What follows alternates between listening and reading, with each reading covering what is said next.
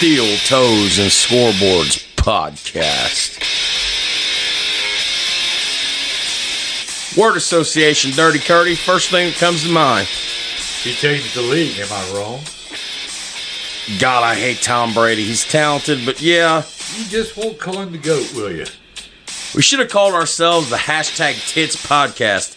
1,000 downloads a day, guaranteed.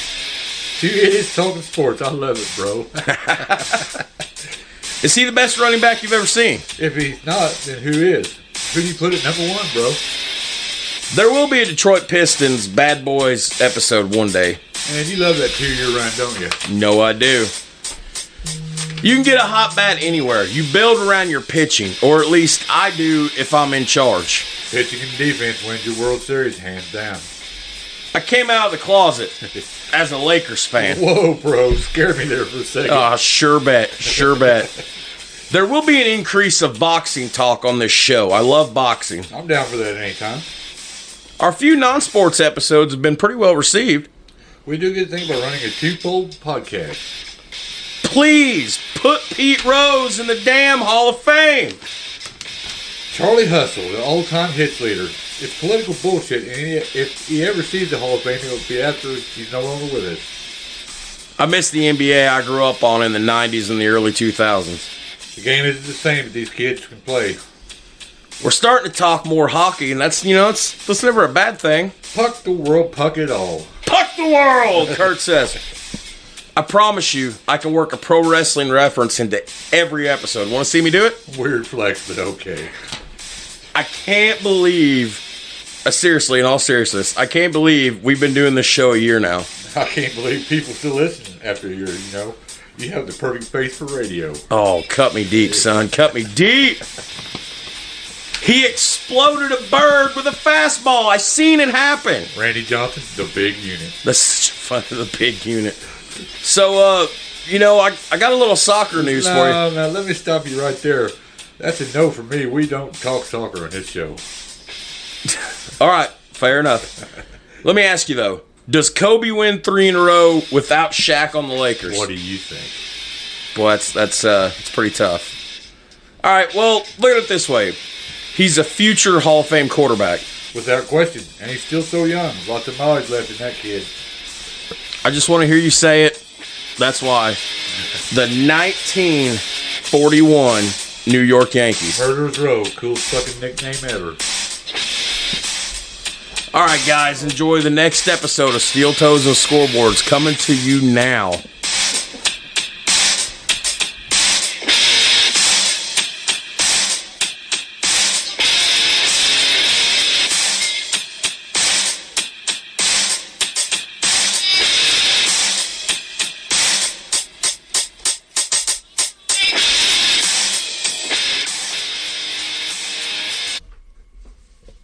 All right, guys, welcome to another episode of Steel Toes and Scoreboards. Jared Atkins alongside Kurt Kelly. How you doing, Jared? What's up, bro? Oh, not bad. We were just racking off sports movies a minute ago, weren't we? Yeah. I didn't think there was that many of them. Dole said you couldn't name 10 sports movies, and we... Yeah, I actually made it to 10. That's not bad. Yeah, he did good. Yeah, I'm not a big movie buff. But I do know a few of them. I'm looking over things here. It's pretty good. I like his little setup right here. So we got a special episode planned. We are back on, and good news. This is technically a kid weekend, but, I had them the last couple in a row, so we're changing things up. So we'll record tonight, and we'll probably record next weekend if you want to. Yeah, we can do that. So that way we're on our same schedule.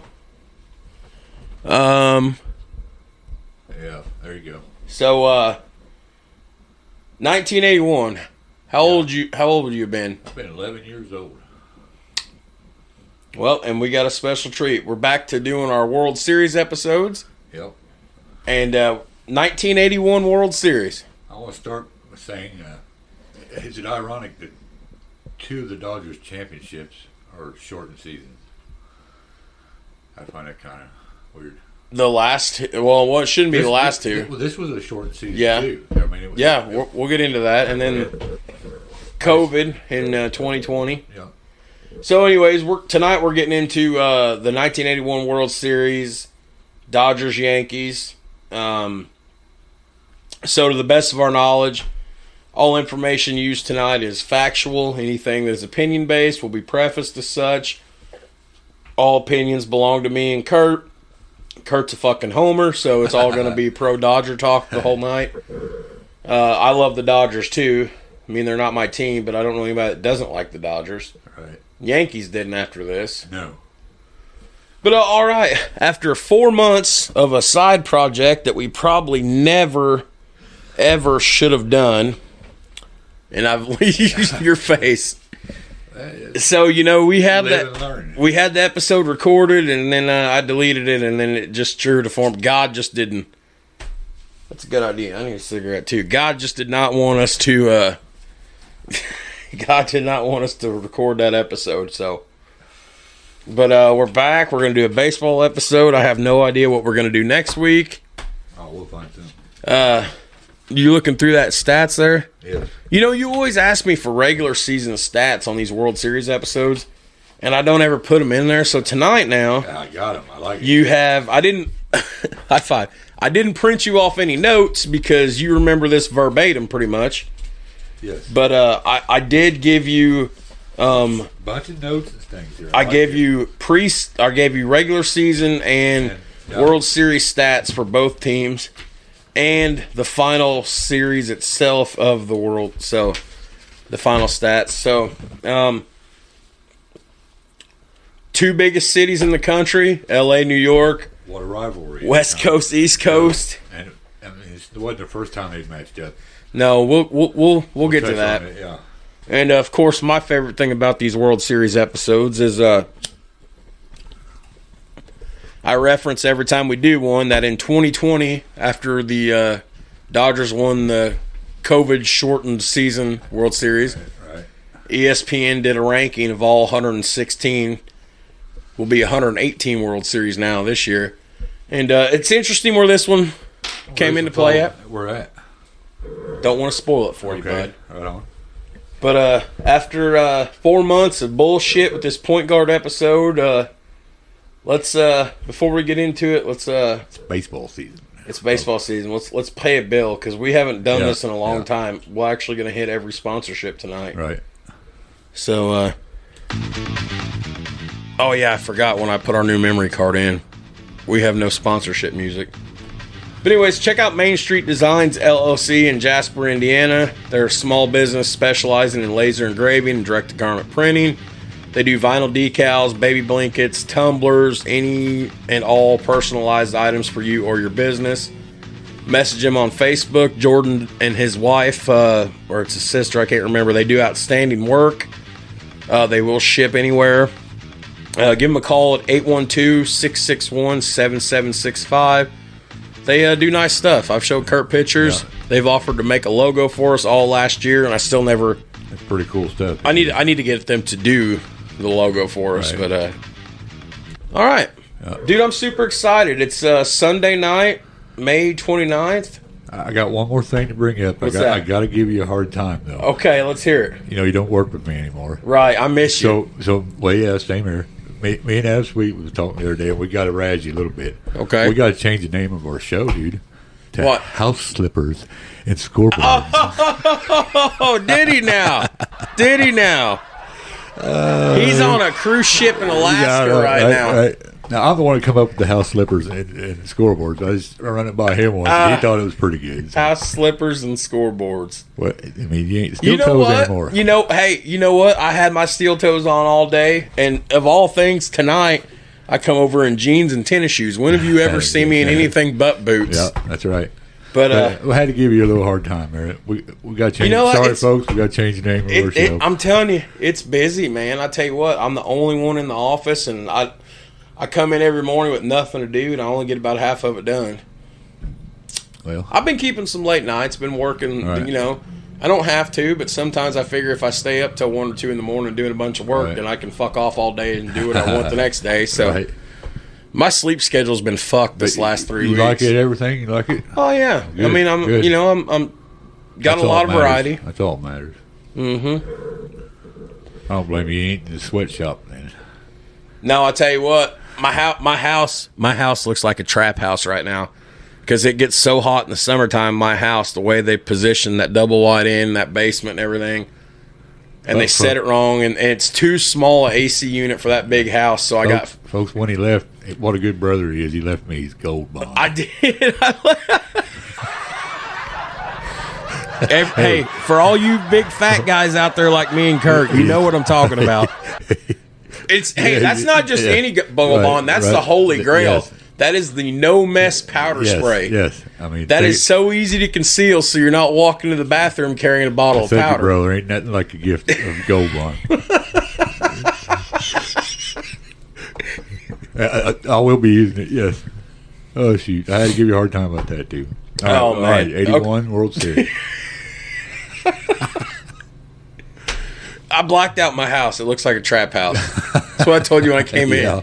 It's too hot in there in the summertime. There's fucking aluminum foil and trash bags and bush light boxes all over the windows. I don't do hot very well neither.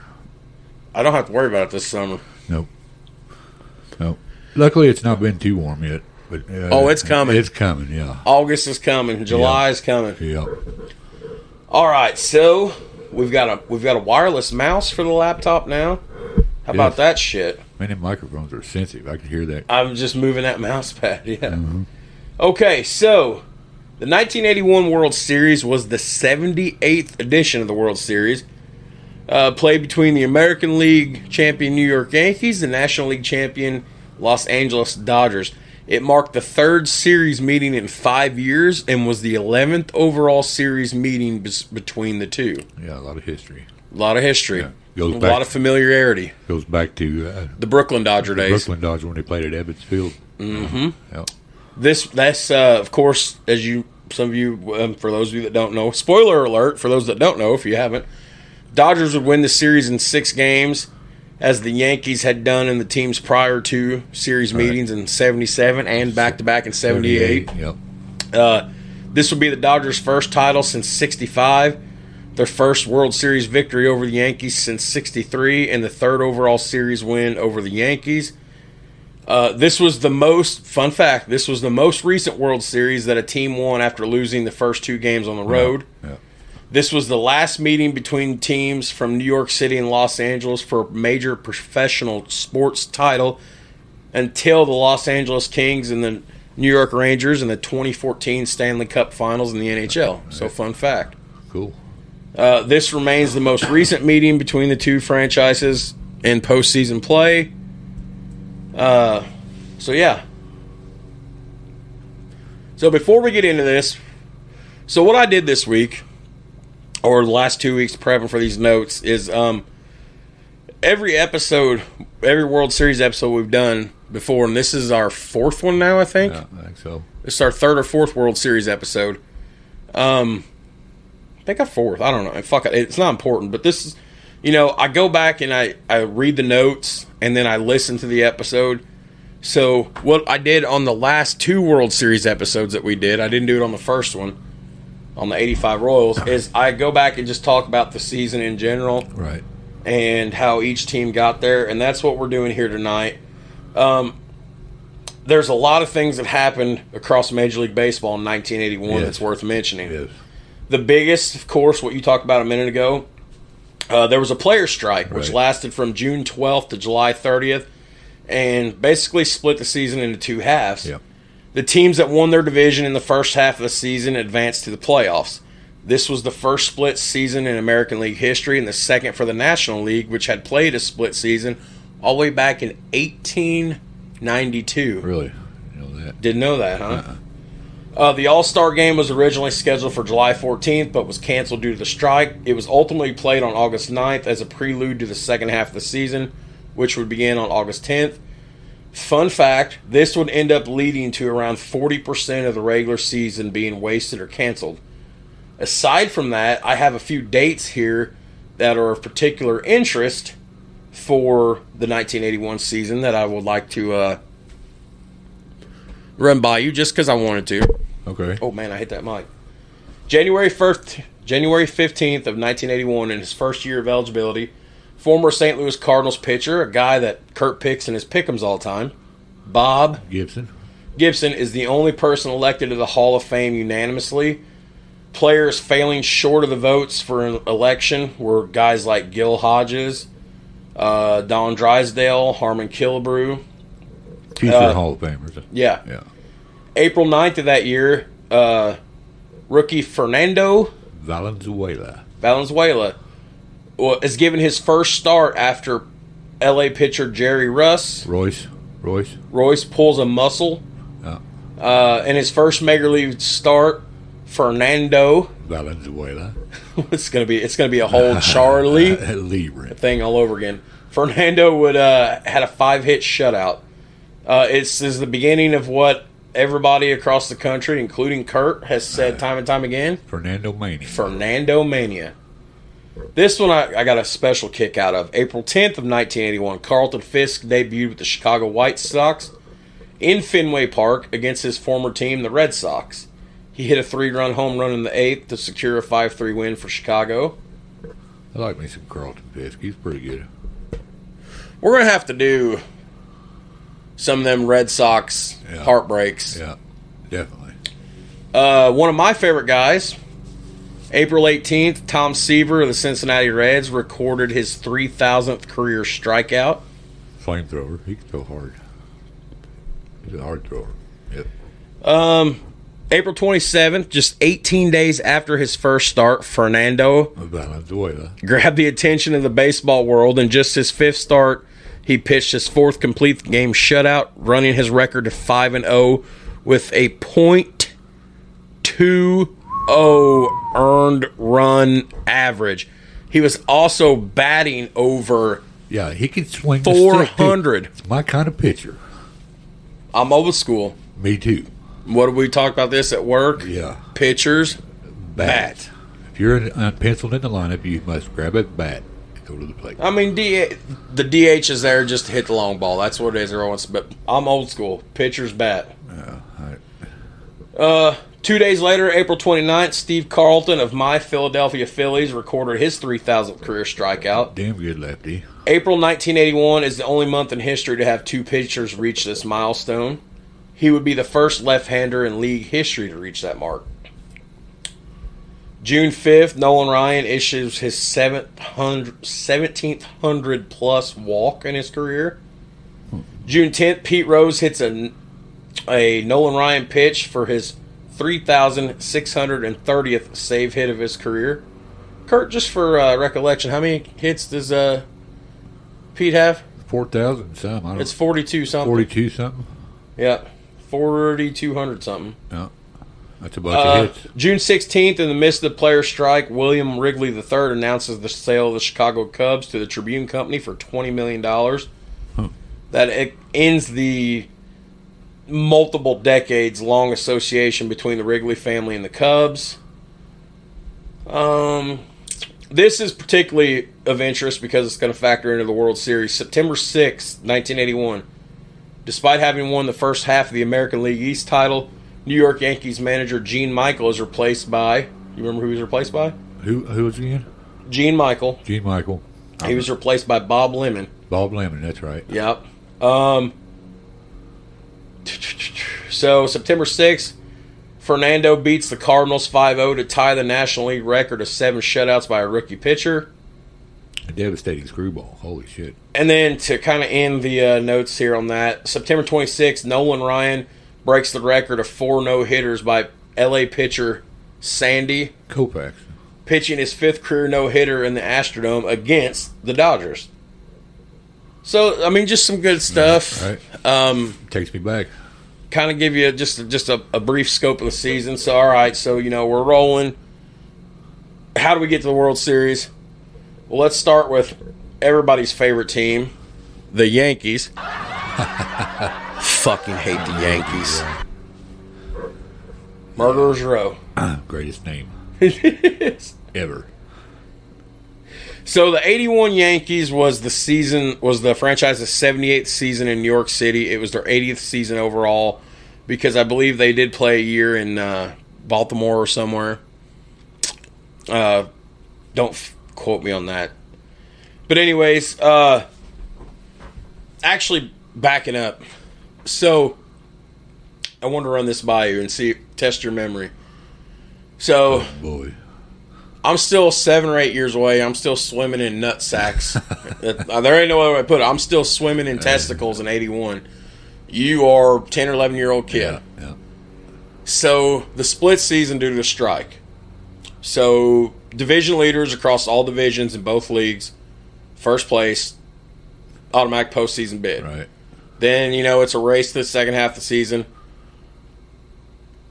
The team with the best record in baseball at the end of September was the Cincinnati Reds. Yeah. They did not get into the postseason. Well. They won the first half. I just remember I found that across my notes, and I wish I would have explored that a little bit more. And they've been in the same division as the Dodgers, right? At that time, yeah, I think so. There was just two divisions. And this is the team that was just competing for the World Series. Right. They were in contention for several years. Yeah. Just like the Yankees were. I know they for sure they won it in 75. That was one of the top 3 greatest World Series ever played. Yeah. Who'd they play in 75? Red Sox. Reds and Red Sox. Pretty sure. Yes. Or no? Yeah, you're right. Was it? Yeah, it was. Yeah. Carlton Fisk. Yeah. But anyway, it was just funny how the team with the best record in the fucking league in a strike-shortened season, and they get a postseason berth or supposedly a postseason. I don't remember how it worked out, but the team with the best record in baseball didn't make the postseason because of the strike-shortened. Yeah. I guess that you wouldn't have got a postseason berth or something because I don't. Anyways, fuck it. Anyways, but all right. So we're getting to the New York Yankees here. So they finished 59 and 48. The first half of the season, they finished 34 and 22nd in the AL East, finishing first. The second half of the season, they finished 25 and 26, finished fifth. They would go on to face the Brewers in the NLDS. In Harvey's Wallbangers? I want to say that was about that time. Maybe because the Brewers, right? 83 would have been. Because who did the Brewers play? Didn't they play? There was a World Series in the 80s somewhere in there. I don't know if it was against my Phillies. I don't think it was against my Phillies. 83 would have been against your Phillies, I think. Somewhere in there because the Harvey Wallbangers, that was a team. 82 Cardinals. They played the Cardinals. Cardinals were the Harvey Wallbangers. Yeah. They had Cecil Cooper, Ben Ogleby, Robin Yount. I always think sex when I hear the Harvey Wallbangers. Paul Molitor. I like me some Paul Molitor. I'm trying to think who the catcher was. Simmons. Ted Simmons? Maybe. So here's what we're going to do. Actually, I'm going to ask you. Do you want to run this where we're running down, both leagues, the ALDS and the ALCS, and you want to run down the Division Series, Championship Series, and the World Series? I said we do Championship Series. So just skim over the Divisional Series? Yeah. Okay. So in the Divisional Series, in the American League, give me just a second here. Dude, I love having this mouse now. I bet. Okay. I didn't put it in there, did I? So I got it in here. Okay, so AL Division Series. The Yankees would play against the Milwaukee Brewers. They would beat them 3-2. Yes. Okay. So here we go. So I've got the stats. So 81 ALDS was Yankees Brewers. Yankees would win 3-2. The Yankees scored 19 runs off 46 hits. Only posted 3 errors. The Brewers would score 13 runs off 36 hits. 5 errors. Then they would go on to face the Oakland Athletics in the ALCS. Let's see. So you want to run down the actual games there in the championship series? It's up to you. No, it's up to you. We don't have to run them down. I mean, the story is 81 Dodgers and Yankees, but we'll just kind of give a preview of how we get there. Okay. You know what I mean? Because I know we've done this in the past, Right. but let's try to. Let me take my hat off. Let's try to change the format just a little bit. I gotta get comfy, y'all. Hang on. I did not remember the Athletics. I didn't either, to be honest. And I'm not sure who the Dodgers played. Maybe the Phillies. Nope. To get there. Mets. No. Houston, I think. Okay. Yeah. No. Montreal Expos. Yeah, they played Houston in the NLDS. Okay, and then the Expos. And yeah. Because of the famous Rick Monday home run. The Monday Blues. Which that was a good series. That was a good pitching series. I do remember that. Yeah, it wasn't bad. Okay, so here we do. So this is what we'll do. We'll try something different. We're back to. It's been a while since we haven't done a World Series since fucking November. Right. I think. So. No, we did one in January. Okay. So this is probably our 5th one. Yeah. Something like that. Yeah, we did one in January. So instead of going through this, basically, I'm just going to scroll down to the final game. And put it this way, the Yankees do Yankee things. Right. The Yankees would win the 81 ALCS 3-0 over the Athletics. Oakland only managed to score 4 runs off of 22 hits, where the Yankees just thrashed them. They scored 20 runs off 36 hits. So basically, that's how the Yankees got to the World Series. There wasn't much to talk about. I've got the notes, but we're going to try a little different. We're just going to see what's happening. Right. Plus, me and you might shoot some hoops later. Yes. And we got a new show open we're going to try to record tonight. So, yeah, maybe if we get it done, maybe they'll be hearing it on this episode. Who knows? Yeah. Okay.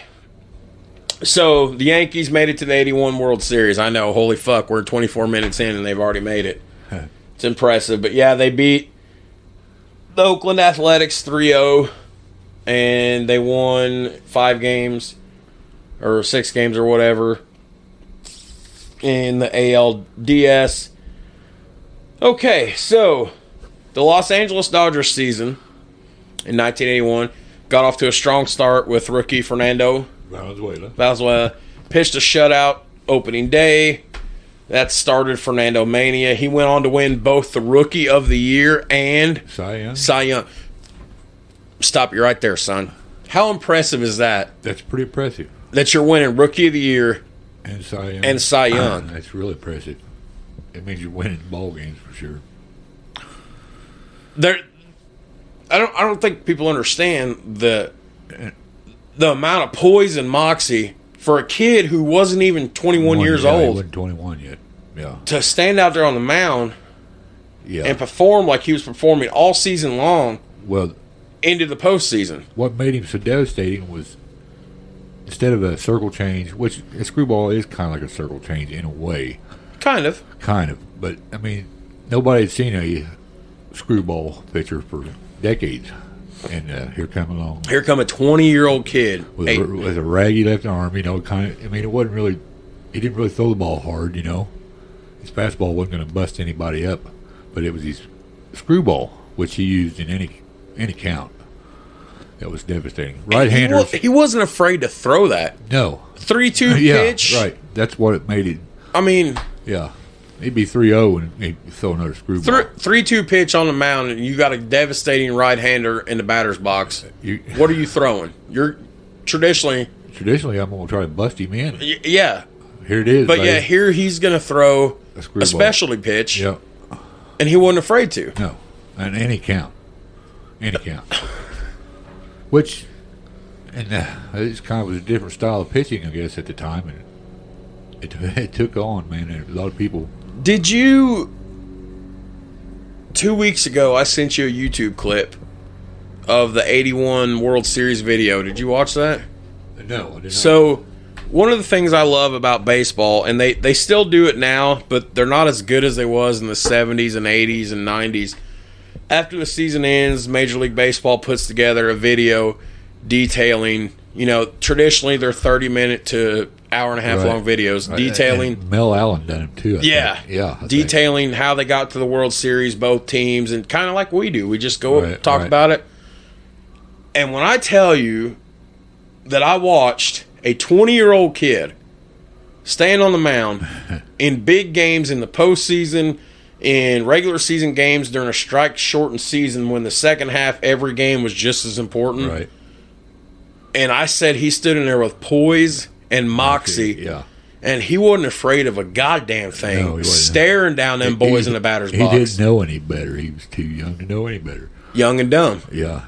And, well, yeah, he had a specialty pitch, which... And you know what else about it? And tell me I'm wrong, because I don't think I am. You got a hard-nosed son of a bitch like Tommy Lasorda. Yeah. A stubborn, mean as fuck, grouchy, old-school guy. Yeah. And he's probably, every time Fernando comes off the mound, he's probably bitching at him, yelling at him, why are you throwing him whatever. You know he is at some point. Yeah. Telling him not to do it, but then Fernando gets out there and he's just dealing, man. Yeah. And then, when he comes back in, it's a good job, Yeah. Life's crazy. Yeah, it is. Definitely phenom. Yeah. So the Dodgers would finish. You think he put asses in the seats? That's my line. Asses in. I guarantee he did. I guarantee he did. Yeah. Okay. Fuck it. My show, our show. Talk to me about Fernando Mania. What can you remember being a kid? What was that like to you as a 10, 11-year-old kid? What was Fernando? Was it really as big as they said it was? Yeah, it was. It took over, man. It took over the nation. There was no ESPN in the 80s. No. But all you heard on the news, the sports was, people there were TV stations in, let's say, the East Coast covered him. You know what I mean? It was a West Coast team. A West Coast team. It was that big. In the 80s, coverage was still, coverage was national, but it was still relegated to your area. But I remember watching a lot more Dodger games just because it found its way on the game of the week. Channel 2, Vince Scully, Joe Garagiola. If I said that right. Yeah. And they've done a lot of Dodger games. So the hype's not overstated. It was legit. It was legit. Yeah. Yeah, for sure. They even done little songs about him and stuff, Oh, boy. Mel Allen, I don't know if you ever remember Mel Allen. They done it This Week in Baseball. I remember. I seen clips of that on YouTube. Yeah. That's where Mel Allen, and big voice for baseball, and they even done little skits about Fernando, and it was pretty funny. But it took over. Here's a 20-year-old phenom, left-handed. For those that I keep overstating this. He was 20 years old. He turned 21 days after the World Series ended. Yeah, but still, he was 20. He was 19 or 20, and he turned 20 or 21. I'm pretty sure he was 20, turned 21. I'm not sure how the story about how the Dodgers even acquired him or had found out about it. I didn't even dig into that. I should have. That could be another episode, a Fernando episode. Just do a whole Fernando Mania episode. It was that big, I'm telling you. But, well, anyways, moving on. Yeah. So they would finish the season 36-21 in the first half. They would also finish not so good in the second half like the Yankees did. They finished 27-26 in the second half, ultimately finishing the 81 regular season at 63-47. They would draw the Houston Astros in the NLDS to begin season play. That series, I'm not going to talk much about it. But what I think you should know is that by this point, when we're getting into postseason baseball, you know what you have in this rookie sensation in Fernando. Yeah. and you're thinking about the 1981 Houston Astros, automatically you think one of the guys I always pick all the time is one of the 10 greatest pitchers of all time. Ryan, yeah. Game 1, trotted out on the fucking mound, Nolan Ryan against Valenzuela. And you know what? Two opposing style of pitching. I mean, and you know, I never knew this. And of course, being a baseball guy, or I was a better baseball guy when I was younger. Thank God for encyclopedias and the internet. That game was scoreless until the bottom of the 6th inning. So you've got this rookie, you've got this veteran, and they're both going down in history as two of the best to ever be on the mound. Right, and they're dealing. And it's scoreless until the bottom of inning 6. Yeah. I can't remember exactly what happened, but Tony Scott singled home to Terry Poole to score the game's first run, but then Steve Garvey tied the game with a home run in the top of the 7th. And we're going to talk... Steve Garvey. I love me some Steve Garvey, man. Steve Garvey or Cecil Cooper? Steve One of the first things he ever said to me. Steve Garvey. Because he's got a homer. I think the very first time you asked me that, I said Cecil Cooper. And then after I got to know you were a Dodger fan, I'm kind of like, probably Garvey. Garvey could rake. But I think in the beginning, I remember answering Cooper. Garvey could rake. Flat out rake. I've got some Steve Garvey in the word association at the end for you. But moving on, Kurt wants to just kind of skip over this a little bit. So the NLDS, I think they go to 5 or 6 games. They went 5 games. Dodgers beat them 3-2. Dodgers scored 13 runs on 32 hits in the NLDS, whereas Houston could only muster 6 runs on 29 hits. Pitching and defense, huh? Then they would draw the Montreal Expos for the 1981 NLCS. And Olympic Stadium that time of year, not a fun place to be playing baseball. No. Dodgers took the first game of the series behind the strong pitching of starter Bert Hooton. Knuckle curve, by golly. And there's fucking Gary Carter, doubling home. Skip down. Fernando pitched in game 2. Didn't pitch that well. No, so and once again, folks, we're talking Montreal in October. Yeah. Around about. Yeah. Dusty Baker committed some errors in that game. Fernando lost that game. Ray Burris would be the winning pitcher. That game went. Yeah, 3. It went 3-2. Montreal scored only 10 runs off 34 hits. So we're talking Tim Raines, Andre Dawson, Gary Carter. Yes. Tim Raines. Tim Wallach. Yeah. And the starting pitchers dominated with Venezuela and Ray Burris. Yeah. Montreal broke off on top with a single run in the first when Tim Raines, hit a double. Yeah. Very fast. Pedro Guerrero had a couple singles there. So basically Kurt's just said, fuck this, appreciate the work, let's just skip to the meat and taters. Because Kurt's excited. He's like a kid. He wants to... Well, I mean... No, and that's fine, because we always put it in here because, usually we cover it or sometimes we don't. But Kurt wants meat and taters, and we got some good meat and taters. Yeah. Plus, we got a bunch of shit to do tonight. Yeah. Like, Kurt's got to play some more 2K. Well, probably. And we got to shoot hoops yet, too. I mean. We got to shoot some hoops, and we got to record a new opening. Yes. Okay, so the stage is set. NL champion Dodgers, AL champion Yankees, East Coast, West Coast. It don't even get any bigger than this. All the hype. Yeah. All the hype. So, and you love when I do this. So, an April 2021 article for the Legends of Sport blog, author Josh Schnittman wrote an article about the Yankees and the Dodgers' historic rivalry. And said, quote, "The American League Yankees, the National League Dodgers, have formed one of Major League Baseball's most storied rivalries. Their interleague rivalry had a significant impact on the New York baseball culture.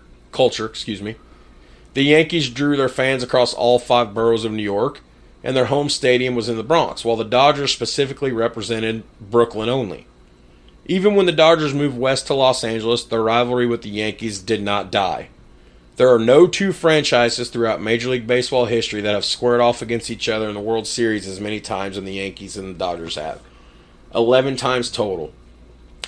And this is what I talked about on our weeknight episode this week.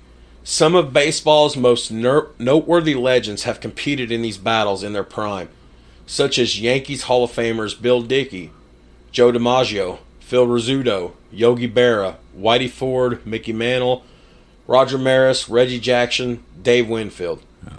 And Dodgers Hall of Famers Pee Wee Reese, Gil Hodges, Duke Snider, Jackie Robinson, Roy Campanella, Sandy Koufax, Don Drysdale, and Don Sutton. Many of these World Series battles have featured some of baseball's legendary Hall of Fame managers as well.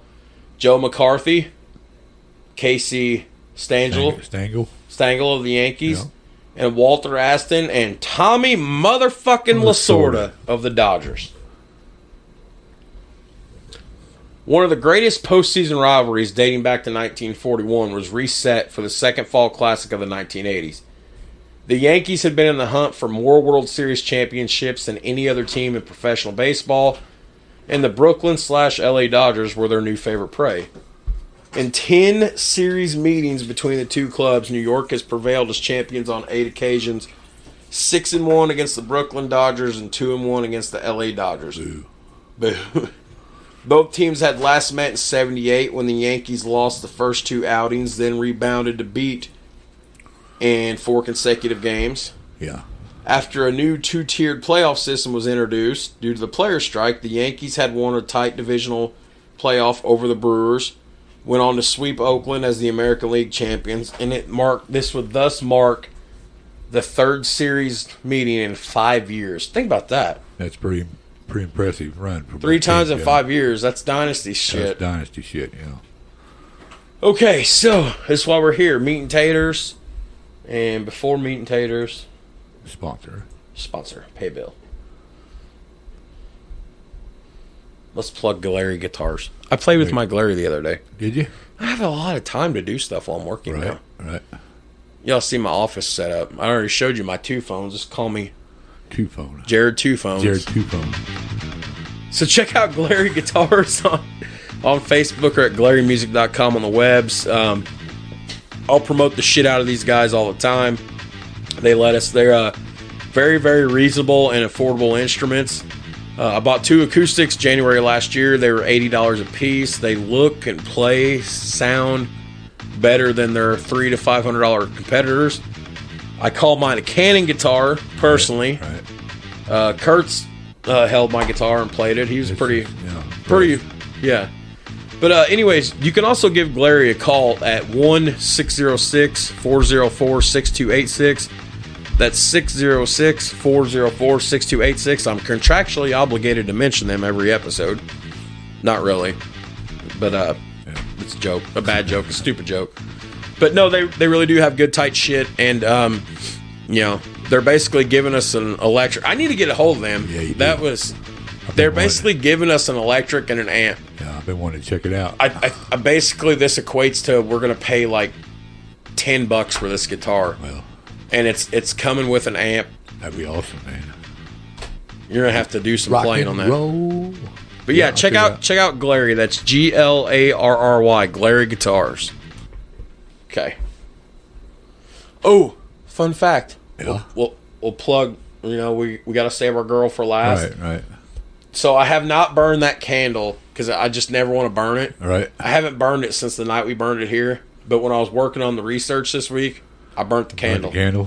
It smells good, I swear to God, dude, it smells just like it's labeled. I was thinking there was blueberry cheesecake floating around somewhere. It smells good enough to eat.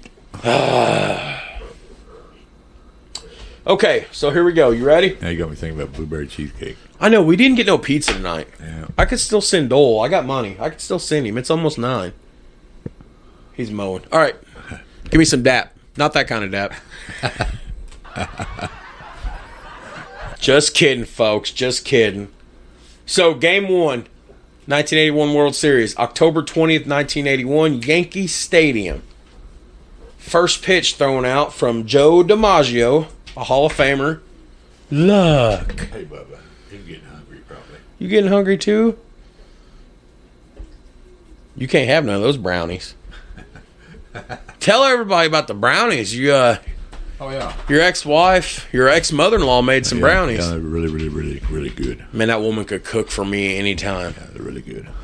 And then my ex brought cornbread pie. Where the fuck was that at? Oh, it's gone already. Jesus. She brought a great big old pan of it, man. It was delicious. Cornbread pie? Cornbread pie, you ever had it? I've had cornbread pudding. It's probably the same thing I'm thinking It's of. a hamburger, Oh, tomato sauce or paste of some sort, okay. onions. You couldn't think to maybe save me a There little might bit? be a piece in there. There might be. And You're going to have to make some chicken Mexican nuggets. corn. And then you put your cornbread on top of it. You put it in the oven, bake it. It's really, really, really good. I ate really, really, really, I'm really hungry too now. much. God damn it, where were we? Yeah, Joe DiMaggio Maggio. throws out first pick to Rick Cerrone, 56,000 and change in Yankee Stadium. Pearl Bailey, America the Beautiful, or National. What? I'm just a cornbread pie. And you put You know why we never get shit done? Because we talk about other shit, and then we talk about food, and then I'm the fat guy on the show. I'm pretty fat too. I'm not pretty. I'm just fat. Maybe we ought to do a podcast about food. We could do a food podcast. I mean, you got a green thumb. Yeah. You already added to your garden this year. Yeah, You got gardens going in every direction now. Well, I mean, I foresee tough times ahead. Dude. I want some more corn. Yeah, I'll have. I Some. want tomatoes. I put several. I just put a lot of corn out this year. Most of it come up as wet as it has been. We was worried about it flooding earlier. Yeah, but Kurt's got a green thumb, everybody. what's come up is looking all right. Although it's really wet, we could use a couple weeks of some dry, warm weather. Oh, don't worry, you'll get your wish. You'll Yeah. be hitting that Gold Bomb bottle every day. Yeah, I know. But yeah, I like the garden. I think I was a seeder at one time for this earth in my past life. There you go, past life regression. Everybody's walked this earth at least twice. Yeah, well, it's a plausible theory. Yeah. All right. You know what? Lucky Strike needs to sponsor me. There you go. Okay. Smoking Lucky Strikes. These aren't your granddaddy's Lucky Strikes. Game 1 started New York playing at home. The Yankees do. Yankee thing. Yeah. Win. That is the greatest phrase. Do you realize we have used that phrase in almost every episode now to describe certain things? The Pittsburgh Penguins do penguin things. Yeah. You know, the Cincinnati Bungles do Cincinnati Bungles things. They loot like. Not anymore. They're going to be tough, dude. Sorry, Corey. But anyways, they kind of opened up. Bob Watson opened it up with a 3-run homer in the first off of Jerry Royce. Okay? So, and I give a synopsis of these games. I tried to watch certain highlights of each game on YouTube. And then, of course, Google helped and Wikipedia helped and Yankees.com, Dodgers.com. Yeah. Excuse me. YouTube. They work That's pretty why good. you have the greatest job. Yeah, I know. I just make you watch YouTube. And you didn't even watch YouTube. I know. Because I got this. Yeah. That's why when I got here, I said, Kurt, I didn't print you off any notes. He said, it's okay. Don't need them this time. It's like me with the wrestling episodes. You got any notes? Nope, don't need them. Don't need them. But anyway, so Bob Watson, 3-run homer, collected singles in the 3rd and 4th inning for a 5-1 lead going to the 8th. Man, I've got gas or indigestion. Megan, what'd you eat last?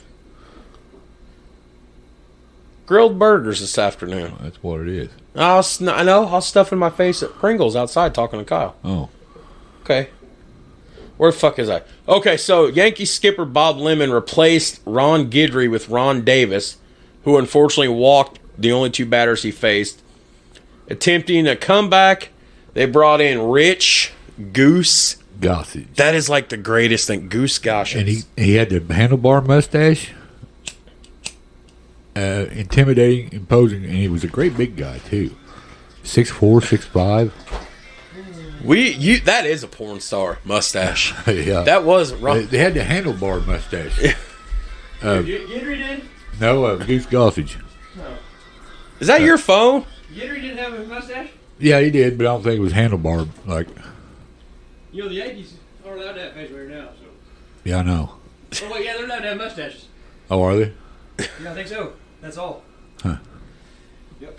So Goose Gossage was brought in for the save, but he yielded a scoring run single to pinch hitter Jay Johnstone Uh-huh. and a sacrifice fly to Dusty Baker. San Francisco Giants Yeah. general manager. Yeah. Despite the setback, though, he managed to get out of the inning thanks to third baseman for the Yankees, Greg Nettles. who made a clutch. Steve Garvey had a line drive, and you can see this clip on YouTube. Yeah, I've seen it before. Oh yeah. Nettles, Laid love him or hate him, beautiful fucking dive. Yeah. Garvey hit a beautiful line drive that was looked like it was going far left field. Yep. Nettles was tough at third base. He was a solid, very solid. a solid starter, Very a solid starter. Ron Say, excuse me, the Penguin. yeah, followed with the ground out. Then the nervous bullpen leader and amazing infielder, they emerge as 5-3 winners. Yeah. Yankees third baseman. So this is interesting. So during the dive, Greg Nettles, I don't know if you remember this, he suffered a hairline fracture in his left thumb during that dive. Yeah. So he would go on to miss games 3, 4, and 5. He would play in games 2 and 6, though. Yeah. Which is a big break for the Dodgers. Yeah. He batted. He could bat also. He could rake. So, looking at the box score for Game 1, right here, it looks like LA scored 3 runs off of 5 hits, whereas the Yankees would score 6 runs off of 5. New York went yard with Bob Watson in the first inning. Steve Yeager would go yard for the Dodgers in the 5th. Steve Yeager. Yeah, right field shot on the porch. So Game 2 went down the very next night. They're playing in the Bronx again. First pitch was thrown out from actor James Cagney. Oh, yeah. To Rick Cerrone. Rick Cerrone, yeah. 56,500 people in Yankee Stadium. It's a bunch of people. Opera singer Robert Merrill. Yeah, sang the national anthem. Yep. There's not a lot to talk about in Game 2. I actually have just a brief paragraph, and I'm not even going to try to talk it. I'm just going to read it. This I copied directly from... I didn't put any of my own original notes. I copied Game 2's notes directly from Wikipedia. Hopefully that's factual. Oh, I'm sure it would be. I mean, that's the problem with Wikipedia, though. Anybody can edit anything. Oh. They can make it say sucking buttholes if they wanted. Oh. Ew. Wieners and buttholes. Ew. So, but I just did that because I didn't really know what to write about, watching the highlights of game. There wasn't many highlights for Game 2. Former teammates, Bert Hooton, and we just talked about him, the ex-Dodger, now New York Yankee, Tommy John. Yeah. They were scoreless on the mound until the 5th. Tommy John. Dealing, yeah. They the surgery is named after him. Yeah, right. Hell of a pitcher in his day. Oh, yeah. Yeah, for sure. One of the first guys to come up with a change-up type pitch. You love specialty pitches. Well, I mean, hitters, they tend to get pretty good, I mean, you got to. I mean, what wins championships? We always say it. Pitching. You can pick up a hot bat. I don't care. Yeah. You can make a guy get a hot bat. You got to throw strikes. Yeah. Pitching, you build your team around fucking pitching. Right. I agree. But anyways, they're scoreless until the 5th inning, and then here's a guy you didn't know about. You asked me about earlier. Shortstop Larry Milbourne doubled in Willie Randolph for the only run that they would really need. The Yankees would go then ahead and push across 2 more in the 8th off Steve Howe on an RBI single by Bob Watson and a sacrifice fly by Randolph. Tommy John pitched 7 shutout innings, and then Goose Gossage come in to close for the second game save in 2 games. So, right. Yankees are doing Yankee things here. Yeah. They're up, you know. And I'm crying. And A 10, 11-year-old boy just, they're son of bitches. They did it in 77 and 78, and they're going to do it again. Yep, that's what I was thinking. Box score for Game 2 reads pretty much the same. Dodgers scored 0 runs off of 4 hits, committed 2 errors in that game. Yeah. Yankees would score 3 runs off of 6 hits. Nobody went yard in either game. And then Game 3, this gets exciting. Yeah. Dodger Stadium, 2 days later, October 23rd, 1981. This at the time was the latest World Series start ever. Yeah. Because they started October 20th. Yeah. Latest start to a World Series. Sandy Koufax would throw out the first pitch to Mike Sosa, who Mike would have been Sosa. a rookie that year. Would that have been his rookie year? Was it 80 or 81? 81. Wow. 56,000 and change. Tony Tennille. Singer was the national anthem. Captain Antonil, huh? Uh-huh. Prior to this game, Yankee manager Bob Lemon set Reggie Jackson for Game 3. Jackson had injured himself running the bases in Game 2 of the ALCS and missed the first 2 games of the World Series, but was medically cleared to play Game 3. Jackson was not even allowed to pinch hit. Lemon said he was resting Jackson as a precaution because the Dodgers were starting a left-handed pitcher. Who would that left-handed pitcher have been? Valenzuela. So, okay, let me give you my take on this. Okay. So I was swimming in testicles in 81. Right. You were 10 or 11. Yeah. But knowing what I know, and thank God for the internet and YouTube and everything and what I can... Because I was a baseball fiend when I was a kid. Lemon was scared of Fernando. Yeah. And I fully believe the Yankees were afraid of Fernando. yeah. But... They had a lot of left-hand bats in that lineup. But what I'm getting ready to tell everybody that's listening that don't remember this World Series, the Yankees were scared of Fernando Mania. But statistically in this game, although Fernando would get the win, Yeah, he didn't pitch that well. this was probably his worst Yeah. performance all postseason. Yeah. Couldn't find a plate. No. Same thing happened to him in at Montreal, too, in that start. He couldn't find a plate. And the reason I say this is because he played the entire game. He got a complete game, but he allowed 9 hits and walked 7. Yeah. But he was constantly somehow able, although allowing hits and walks, he would still manage to get himself out of major trouble Yeah. without surrendering like a grand slam or Right. something. He walked 2 Yankees batters in the first, but he pitched out of it. Ron Say, meanwhile, provided him a 3-0 lead in the Dodger half with a 3-run homer off Spaghetti Dave Righetti. Good left-hander himself, yeah. So then, okay, the Yankees would come back. They'd cut the lead from 3-2 in the second. Bob Watson hit a homer off a Bob Watson homer and a Larry Milbourne RBI single. Yeah. Fernando would then strand 2 runners in this inning. Rick Cerrone gave the Yankees a 4-3 lead in the third with a 2-run homer, but the Yankees would strand 2 once again. Watson would lead off the 5th with a double, but no one scored, as Valenzuela would pitch out of it again in both. So, here's this, I can't stress this enough, here's this fucking young phenom. Well, you wonder why Lasorda didn't go to the hook, hook him. Right?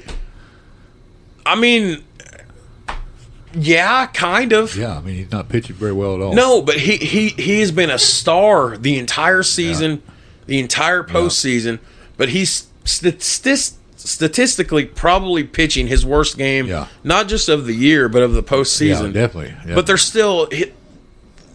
Lasorda's letting him in there. Yeah, that's what... So maybe he knows something that we don't. Yeah. So in both the third and fifth inning, the Dodgers were helped by the Yankees being unable to use a DH since it was used in last season's series. Did not know that. Yeah. In both innings, Fernando issued 2 out intentional walks to the number 8 hitter, Larry Milbourne, in order to pitch to Dave Righetti and George Frazier. Right. He would strike out the pitchers both times. Yeah. The Dodgers would then come back and give Fernando the lead back in the bottom of the fifth off of Frazier when Pedro Guerrero doubled in your homeboy, Steve Garvey, to tie the game. And then Ron Say would score on a double play grounder by Mike Scioscia. So it's a lot of moving parts here. Yeah. They're functioning as a well unit right now, which is because they're down 2-0 in the World Series.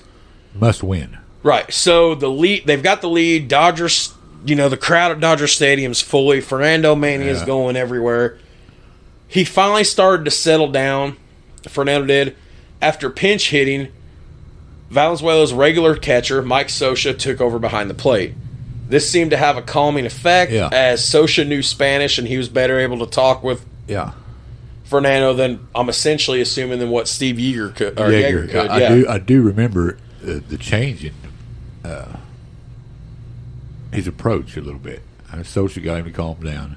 And that's not saying Yeager wasn't a good player. No, he was. Great player, yeah. But from what I've read in my research for this and, just generally what I knew from bits and pieces of this World Series growing up, it seemed like there was a better rapport between these two rookies than the rookie and the veteran. Right. So the Yankees would try again to make a push in the 8th inning when Aurelio Rodriguez and Milbourne would lead off with back-to-back singles. Pinch hitter Bobby Mercer. Remember Bobby Mercer? Yeah, I remember Bobby Mercer. He would try a sacrifice bunt. It popped foul. I remember that. Yeah? Yes. Yeah. It's on YouTube. Ron Say would dive and catch it, then doubled Milbourne off of first. And Fernando, despite giving up 9 hits, including 2 yard and walking 7, threw 149 pitches facing 40 batters. Unheard of. But he went the distance. Unheard of today. 149 pitchers. 149 pitches. That's unheard of today. That wouldn't happen today. No. Game management. Yeah. So the box score for game 1. Game 3. Or game 3, excuse me. The box score for game run. Yankees committed no errors, but they only managed to score 4 runs off of 9 hits. While the Dodgers would commit an error, obviously, but they scored 5 runs off 11 hits. Yankees went yard twice. Watson in the second, Cerrone in the third, and then LA would go yard once. Ron Say in the first inning. So the next night, Dodger Stadium again, October 24th, 1981. First pitch is thrown out from Walter Aston, Dodgers World Series manager, to Steve Yeager. Gloria Loring, don't know, never heard that one before. She sang the national anthem. 56,242 in attendance. And after being held out of Game 3, Reggie Jackson was back in the starting lineup for this game. Yankees had success early against Bob Welch, who faced 4 batters without recording an out before being relieved by Dave Goltz. Yeah, I remember that. Willie Randolph led off the game with a triple and scored on a Milbourne double. Dave Winfield would walk, and then Jackson singled before Goltz gave up a sacrifice fly to Bob Watson. Willie Randolph came back, smashed a 2-out solo home run in the second, and Rick Cerrone batted an RBI in the third for a 4-0 Yankee lead. Yeah. So already it's looking pretty dismal. Oh, here we go. Yeah. We got one. Yankees are doing Yankee things. Yankees doing Yankee things. That's right, sweetheart. So then, where am I at my notes here? Okay, Yankee starter Rick. Hold on, Rick Russell. Rick Russell. Yeah. I love doing that to you. Just throwing it to you, keeping you engaged. I knew it, but Rick Russell. He didn't do. He started to get some issues of his own. He allowed an RBI single to Davey Lopez, Lopes. Oh, yeah, Lopes. I ain't got my glasses on. Lopes, an RBI ground out to Ron Say in the third. And then they would pull him in favor of Rudy May. May would give up a double to Garvey and an RBI single to Say in the fifth. But the Yankees countered with 2 in the sixth on an RBI singles by Oscar Gamble and Bob Watson, and and here's a guy we haven't talked about all episode yet. So Gamble and Watson got these singles off of Tom Niedenfuhrer. And matter of fact, I don't think we've ever talked about Tom on this show. Tom Niedenfuhrer is the guy that gave up the home run to Ozzie Smith, too, that sent Cardinals to in 82. Look at the fun fact on you. Yeah. Niedenfuhrer was the pitcher. Fun fact, I love deep sluts. Deep stat, yeah. I love deep sluts and good research, bro. Really, it was. Yeah. Yep. I'll be damned. So with the 6-3 lead, the Yankees would then turn the pitching over to the relief combination of Ron Davis and Goose Gossage.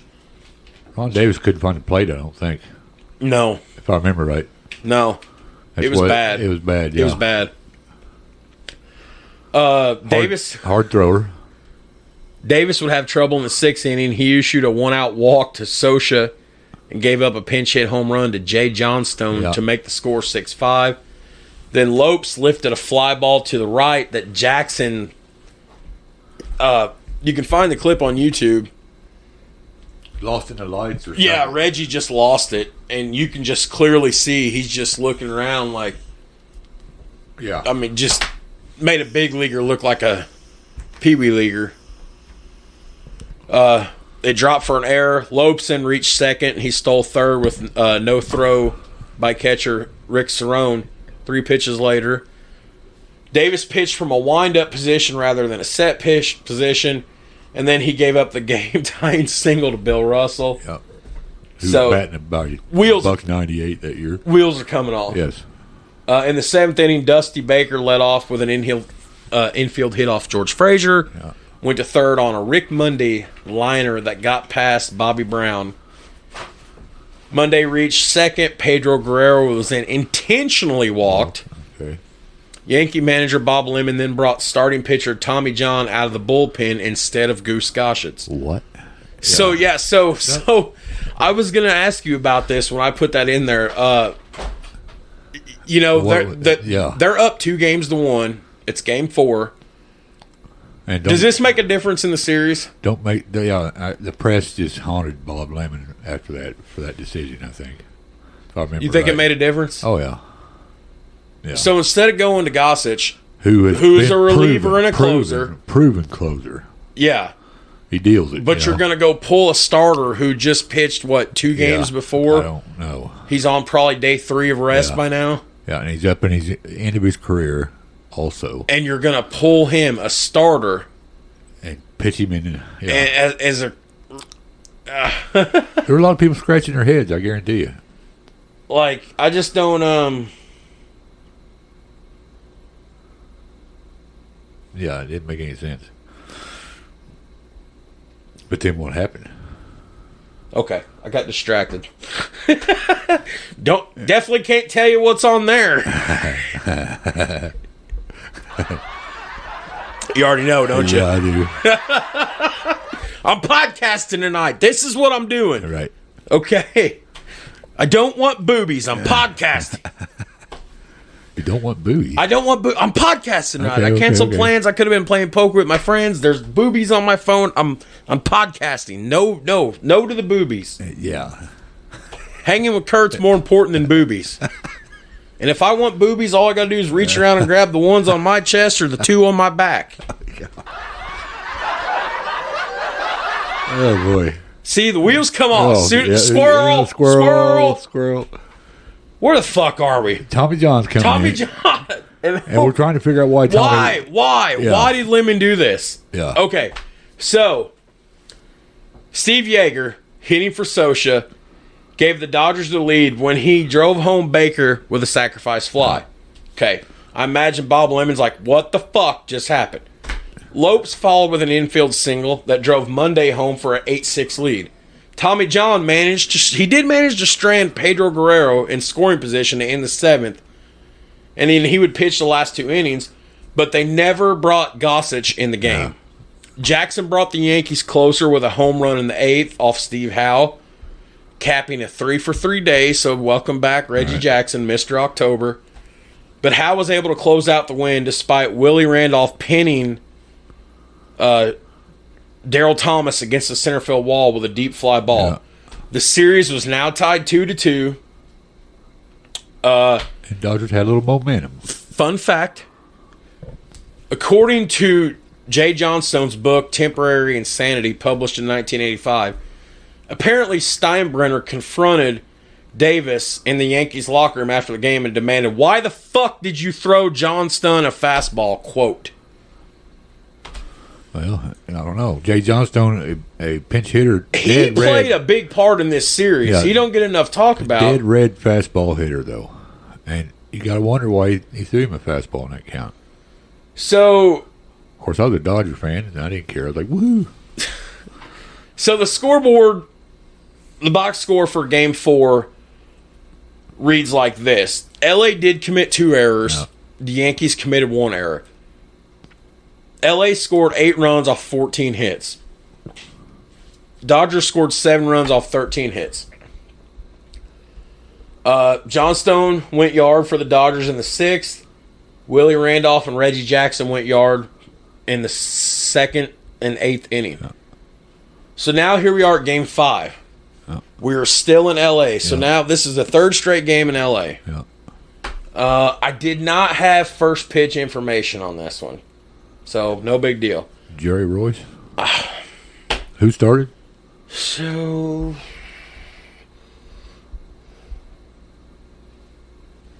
Jerry started. Yeah. Against Guidry. Yeah. So, 56,000. Little uptick in numbers. There wasn't a lot. I got 2 paragraphs about Game 5. Of course, Game 6 is what we care about. Right. And I don't have any... a Broadway performer by the name of Lonnie Ackerman sang the national anthem. Don't know. I'm not a Broadway guy. So basically, here we are. We're coming into Game 5. Series is tied 2 games apiece. Yeah. So this is a crucial game. Pivotal game, yeah. Pivotal game. You win this, you stop the Dodgers' momentum. Right. You lose this game, and... Well, you get to go home, but... Yeah, you get to go home, but you go home down a game. Yeah, with the next game being the end, you know? And you got Fernando in the mix. So, the Yankees trotted out their ace, Ron Guidry. Yeah. Okay? Guidry looks sharp. Yeah. I did watch Game 5 the other night. I did watch the most coverage I could get on YouTube. I didn't get to watch the whole game, but it was significant coverage. And Guidry looked good. Yeah. Through about the first, I think it was 6 innings, he looked pretty good. He held the Dodgers to 2 singles. Reggie Jackson, he helped provide Guidry a lead by doubling to left field in the 2nd inning off of Jerry Royce. Yeah. He moved to 3rd on a Davey Lopes error and scored on a Lou Piniella infield single. You know, I want to look at something a minute. Because Doyle was asking earlier, and he's not even fucking in here now. He was asking about Lou Piniella's age. He said he was playing in 81, and I said, yeah. And Doyle said he was pretty... He said he was probably in his 40s. Yeah, I think he might have been. So... He would have been close to 40. Lou Piniella was 37. 37. And the World Series. He played 60 games that series. Yeah. Are you hungry, you gotta go potties? Might have to pause it. Yeah. Let's pause it. Okay. And we're back. And we're back. That was, they never know we were gone, do they? No. No, not till we ruin it. Tell them. Yeah. We shot some hoops. Ate a ham sandwich. Dole teased us, said we was getting pizza, and we never got pizza. And I don't even remember where the fuck we were at. Oh, we was talking about Lou Piniella, and then we took a break for luck. Dole, Lou Piniella was 37. You mentioned that. Oh, yeah, okay. Lou Piniella. So we're in Game 5? Game 5. So, I think we made it all the way to where We were at the start of the 7th inning. Yep. Game took a turn then. Guidry fanned Dusty Baker. He then surrendered back-to-back solo home runs to Steve Yeager and Pedro Guerrero. Who, I like Pedro Guerrero. Oh, yeah. Me too. For sure. Uh-oh. I didn't silence my phone, sir. MLB app.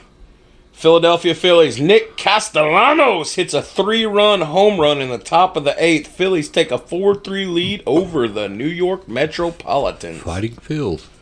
Philly fanatic. Yep.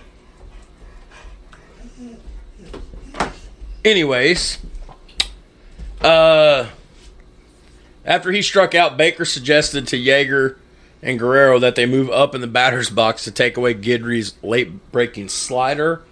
Or so the internet suggested. The rumor mill churned. Right. Both home runs were hit, though, on sliders, almost to the same place in left center. So, Yeah. They were hangers. yeah. Meanwhile, Jerry Royce was as effective as what Guidry was. He held the Yanks to 5 hits and the lone run going the distance. And then in the 8th inning, a pretty intense little exchange happened. Goose Gossage beamed Ron Say. Ron Say. I said Say. Ron Say. Sorry. I said that earlier. The Penguin. Yeah. Ron Say had to be helped off the field. Determined he had a concussion, but was cleared to play Game 6 after it was delayed one day by rain. Yeah. Nowadays, cigarette don't went out. Nowadays, he wouldn't have been playing. That's a week or two out. Yep. It was pretty bad, too. He hit him. Dinged him pretty good. Oh, he knocked the fuck out of him. And to Ron Say's credit, though, well, we'll talk about that coming up. He played Game 6. And he played... okay, so here, this is all sports, not just baseball, but games were different back then. Oh, yeah. You didn't know as much about sports nutrition and wellness. You didn't know as much about CTE and concussions. And, nowadays, generations were just tougher back then. Nowadays, he wouldn't have played now. No, they would have held him out for a fucking month. Yep, at least. Yeah, so the box score here for Game 5 reads like this. LA wins 2-1. LA committed 3 errors that game, still managed to walk away with the win. No home runs hit by the Yankees, but Pedro Guerrero and Yeager both go back-to-back home runs in the 7th. And so here we are, we're, Game 6, and before we get to Game 6 here... Better plug somebody. Yeah, why not plug somebody here? Let's plug these guys. Maybe they'll send me some more free shit, but I doubt it. Check out Black Rifle Coffee... Black Rifle Coffee Company. It's veteran-owned. It's a major outfit now. Kurt and I support anything veteran on this podcast. Check them out on Facebook. They've got their own .com. They've got cool swag for men and women. Great coffee. Tremendous energy drinks. They have a little bit of something for everybody. This is just a cheap plug because my fat ass was drinking these like water a couple years ago. But yeah, check out Black Rifle Coffee Company. I've not had any of their coffee, but it looks good. But I've had the energy drinks. What one jacked you up? It was like a triple espresso vanilla 1000 death mill something. I don't know. Wow. Sounds big. I could see color, or I could taste colors. Really? I could taste colors. It was like legal PCP. Wow. Holy crap. Maybe that's an exaggeration, but okay. Check them out anyway. Check them out anyway. Okay. This is one of our shorter episodes so far. We blew through an hour of it. Well. Not by just by skipping straight to meat and taters. I like meat and taters. I love meat and taters. So here we go, Kurt. 3 days later, Yankee Stadium. Yep. Game 6 of the 81 World Series. October 28th. First pitch thrown out by Phil Rizzuto to Rick Cerrone. Yep. 56,513 in attendance in the Bronx. And the national anthem was sung by Chuck Mangione. And I leaned in. He's a jazz musician. Yes. For those of you thinking that name sounds familiar. Hank Hill. My brother. Yeah. Whoa, Bobby. I love you, Peggy. Dango, man, to tell me the dango, dang. Bobby. I like Buck Strickland. Hey, that's good. That's a good show, man. I love that show. God dang it, Dale, you giblet head. Shackelford. Rusty Shackelford. That's a good show. That is a good show. The first pitch was Chuck Mangione. No, Chuck Mangione sang the national anthem. Okay, let's see. Yeah. All right. He do it with the horn, or he sang? I don't know. I don't know. I'm not a jazz guy. Me neither. At all. Me neither. I'm a rocker. I'm a roller. I'm a ride out on the dollar. I'm a wheeler. I'm a dealer. I ride something. I'm a rock and roll. Stiff black hat, stiff black jeans, Cadillac car, teenage dreams. I'm a rocker. My dad wore that fucking cassette out. Like, he tells me that story all the time. Him and my uncle. He said that was probably his favorite. He said just wore it the fuck out. Off the Dirty Deeds album, Rocker. Yeah. That son of a bitch beats too. Bum, bum, bum, bum, bum, bum, bum, bum, bum. Want a job, honey? Yeah. The late Bon Scott. Yeah. All right, son. So here we go. Game 6. This was the latest inning World Series by calendar date at that time, surpassing the 1911 World Series, which ended on October 26th. So it was postponed the day before by rain. This allowed Bob Lemon to start Tommy John opposite of Bert Hooten. Yeah. And also allowed Ron Say to be in the lineup because of the concussion. Yeah. So Willie Randolph would provide Tommy John with an early lead with a solo homer in the third inning. The Dodgers would come back to tie up in the fourth with an RBI single by Steve Yeager. Yeager played a big part in this series. Oh, he did, and we will get to that. I promise. We'll definitely get to that. What happened next was the Dodgers would tie it up in the fourth, by a single by Yeager. And then in the bottom of the fourth, Bob Lemon made a controversial decision. Another one. Yeah. So here we go. Greg Nettles led off the inning with a double. After Hooten retired the next two batters, he intentionally walked Milbourne to get to John. Right. Because there was no DH in the series. Lemon pinch hit for his starting pitcher in the fourth inning of a 1-1 game. Yeah. Tommy John did not like it. And the wheels come off, and I promise you there's more to this story that we will get to at the end of this episode. So let me go through this one more time. In the bottom of the fourth, the Yankee manager, Bob Lemon, Greg Nettles would lead off with a double. Yeah. Bert Hooten would retire the next two batters. He then walked Milbourne to face Tommy John. And then Bob Lemon pinch hit for his the manager pinch hit for the starting pitcher in the fourth inning of a tied 1-1 game and a potential series-winning Game 6. Yes. Pinch hitter Bobby Mercer flied out to the inning. In his 1991 autobiography, Tommy John revealed that before the game, Lemon and team owner Steinbrenner settled on the following strategy: get a lead early and protect it with the bullpen. Despite New York's bullpen kind of shitting the bed all series. ABC cameras during this broadcast, they showed Tommy John paced the Yankees dugout. He was pissed. Vocal disbelief, extremely pissed at what was going on. Yeah. Clips on YouTube if you want to check it out. Man, Tommy John, he was a gamer, but he wasn't naturally that way. You know what? We haven't done an episode in a while where we've shared a clip of something. I actually wonder if Al Michaels, because I think Michaels called this World Series. Yeah. I want to see if there's a clip of this. Well, I mean, I know there's a clip of it somewhere. I want to see if I can find it. And just to play it, just to kind of put it in perspective here. No, I'm just seeing. I know. I thought I seen.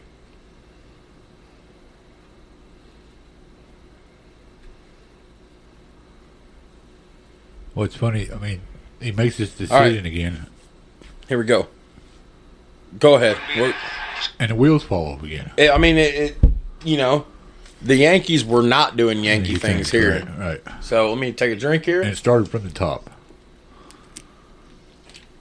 Yeah, and I have more about that.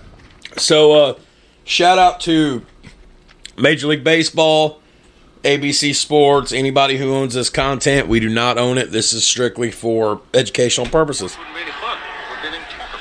here you see they're going to intentionally walk Milbourne. Of course, Milbourne drove in the winning run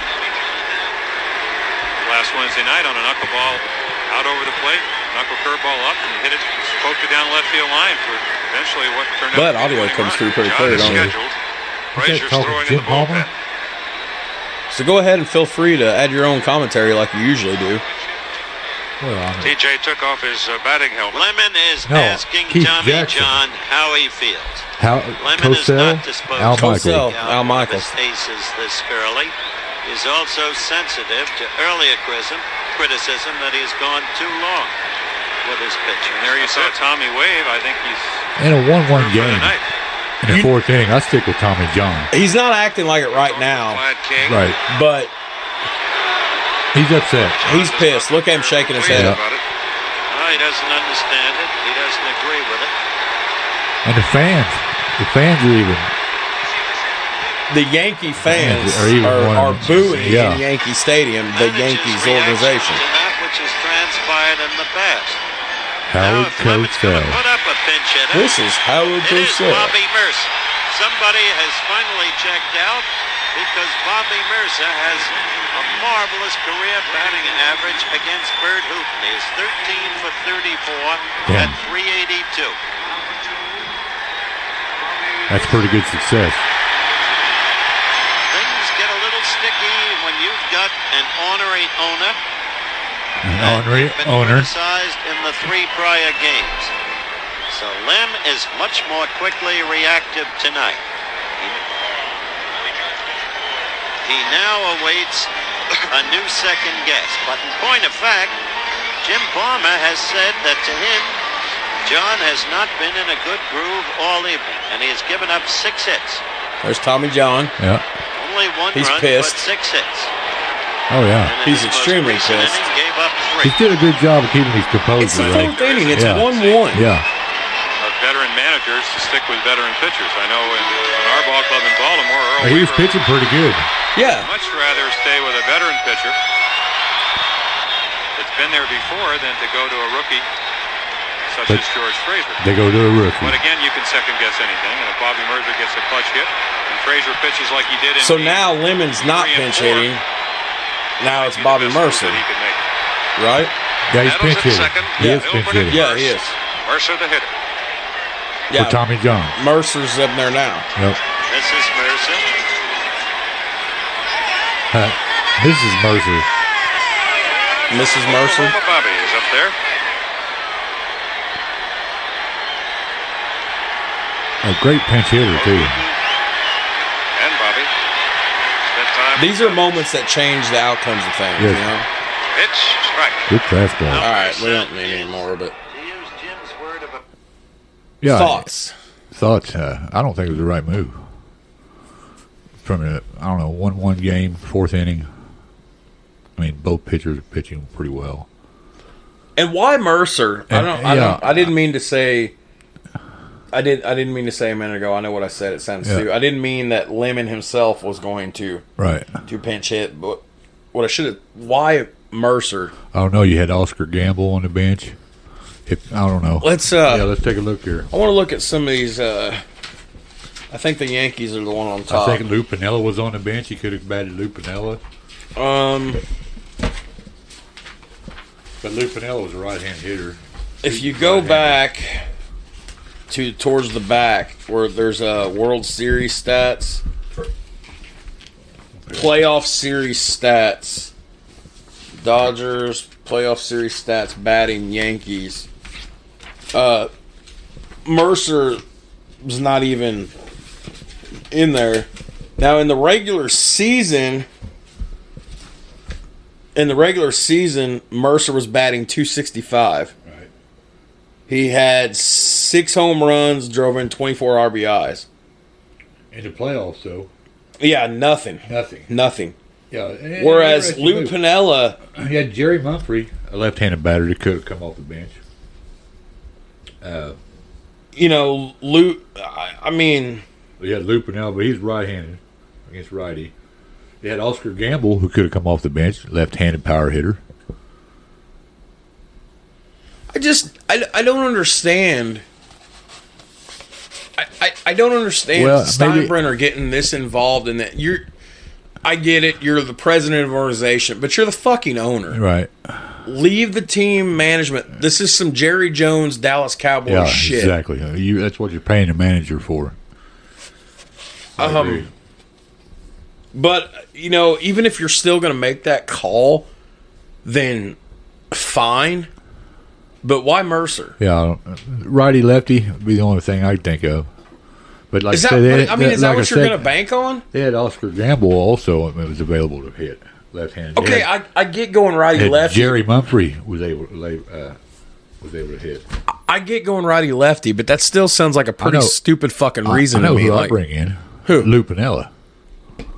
That would have been what I would have done. Did you look at Lou Piniella's stats for the postseason? Yeah. Now you gotta take this with a grain of salt because this is he's batting .438 in the playoffs so far this year. Yeah. I mean that year. Yeah. I mean numbers don't lie there, folks. No. Bobby Mercer is not even hitting. He's batting 0-0-0. And he was only batting .265 in the regular season. As to where Lou Piniella in the regular season. 277. Yeah. I mean, I'll go with experience there, Lou Piniella, all the way. Yeah. It don't make sense. Everybody was kind of on Bob Lemon that about them decisions, and well, ultimately. So we get out of that fucking fiasco. Right. In the 5th inning, George Frazier, rookie, who relieved Tommy John, right, rookie, right, would give up an RBI single to Ron Say, right? Hats off to Ron Say and this guy was wild and he threw hard too. So, and then would come a 2-run triple to Pedro Guerrero. Yes. Okay. Frazier would take the loss and become the first pitcher to lose 3 games in a best-of-7 World Series, and the second pitcher to lose 3 times in any World Series, alongside Lefty Williams. Who closed that for the Dodgers? Howe? Steve Howe? Yep, we're getting there. Should be. New York's bullpen continued to collapse in the 6th inning. Ron Davis was issuing walks to Hooten and Davey Lopes. Bill Russell singled to short left field, and Hooten unexpectedly rounded third, headed home.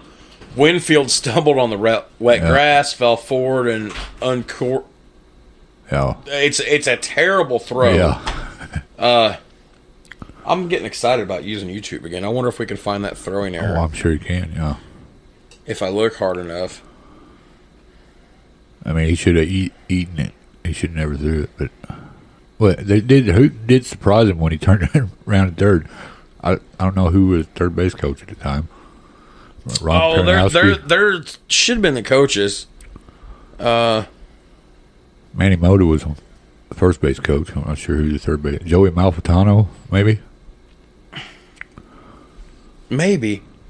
I know this should have been in there. I'm just curious because it was a big error. Dave Winfield error, Game 6. It ain't in there, huh? I'm not finding it right now. Okay. Well, it was a big error. Yeah, it was. It just was. I wanted to play the clip, but yeah, it was a big error. Got a lot of, 1980, Dave Winfield charges the mound against Nolan Ryan.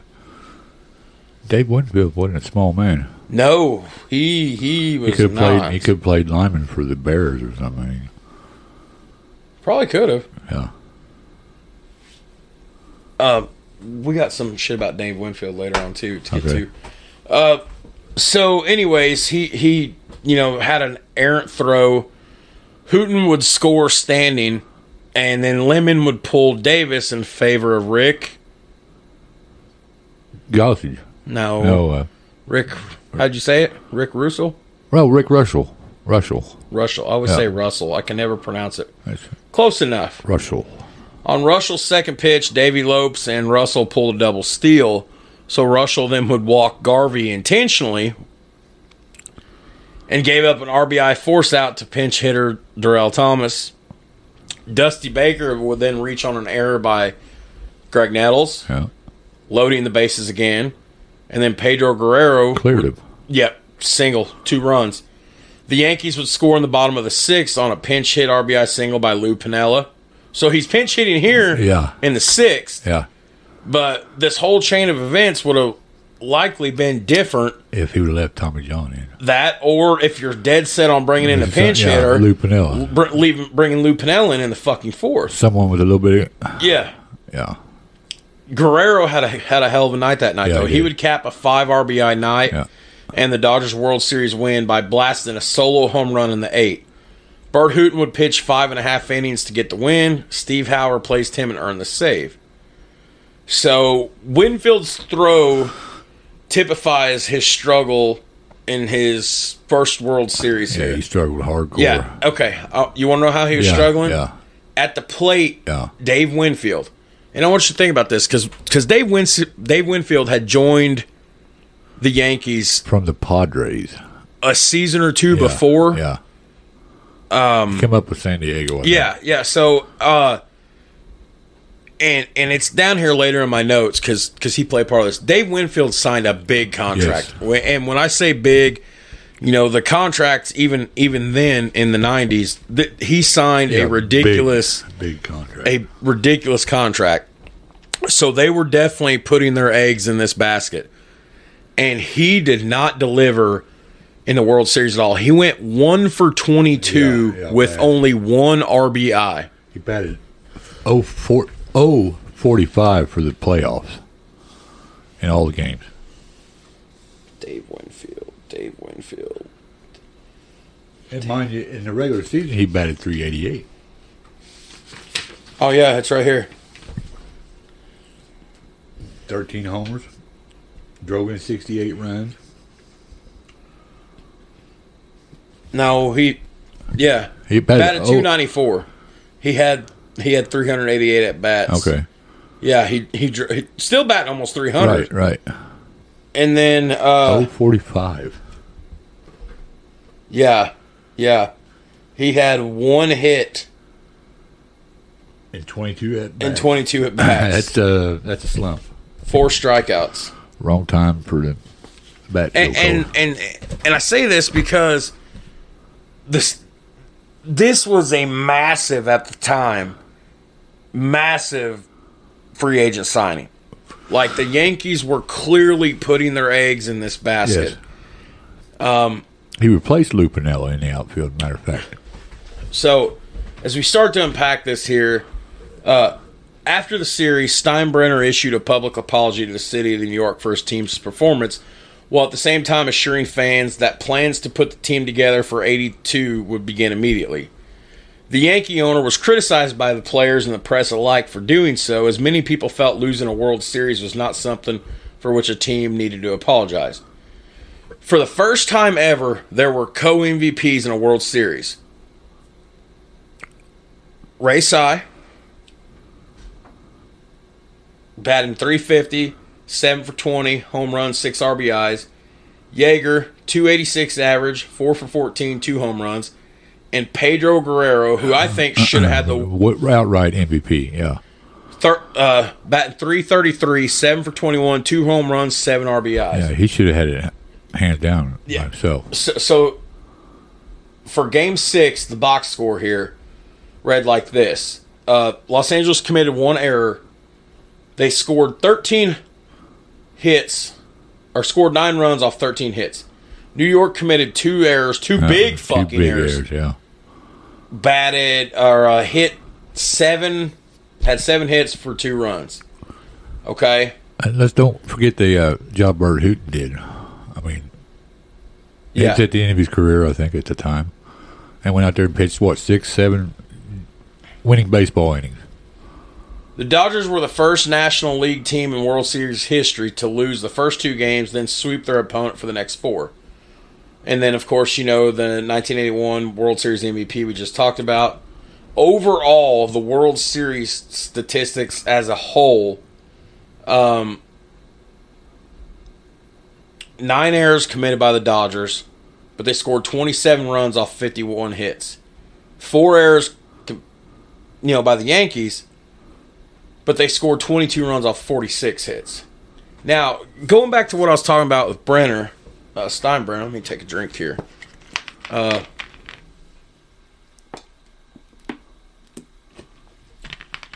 Actually, I wonder if we can find Vince Scully's call. I don't know. Vince Scully? I don't know. He would. Well, I mean, he would have been doing the radio call. Yeah. I wonder if we can just find anything, just because I always like doing that. Just out of curiosity before I get to this stuff about Steinbrenner.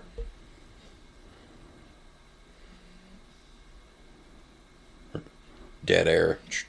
Billy, who's coach for the Yankees? Billy. No, Bob Lemon. Bob Lemon. Yeah. You fucked me up for a minute. You said Bill. What? I was trying to think of Billy Martin would have been their coach in 77, 78.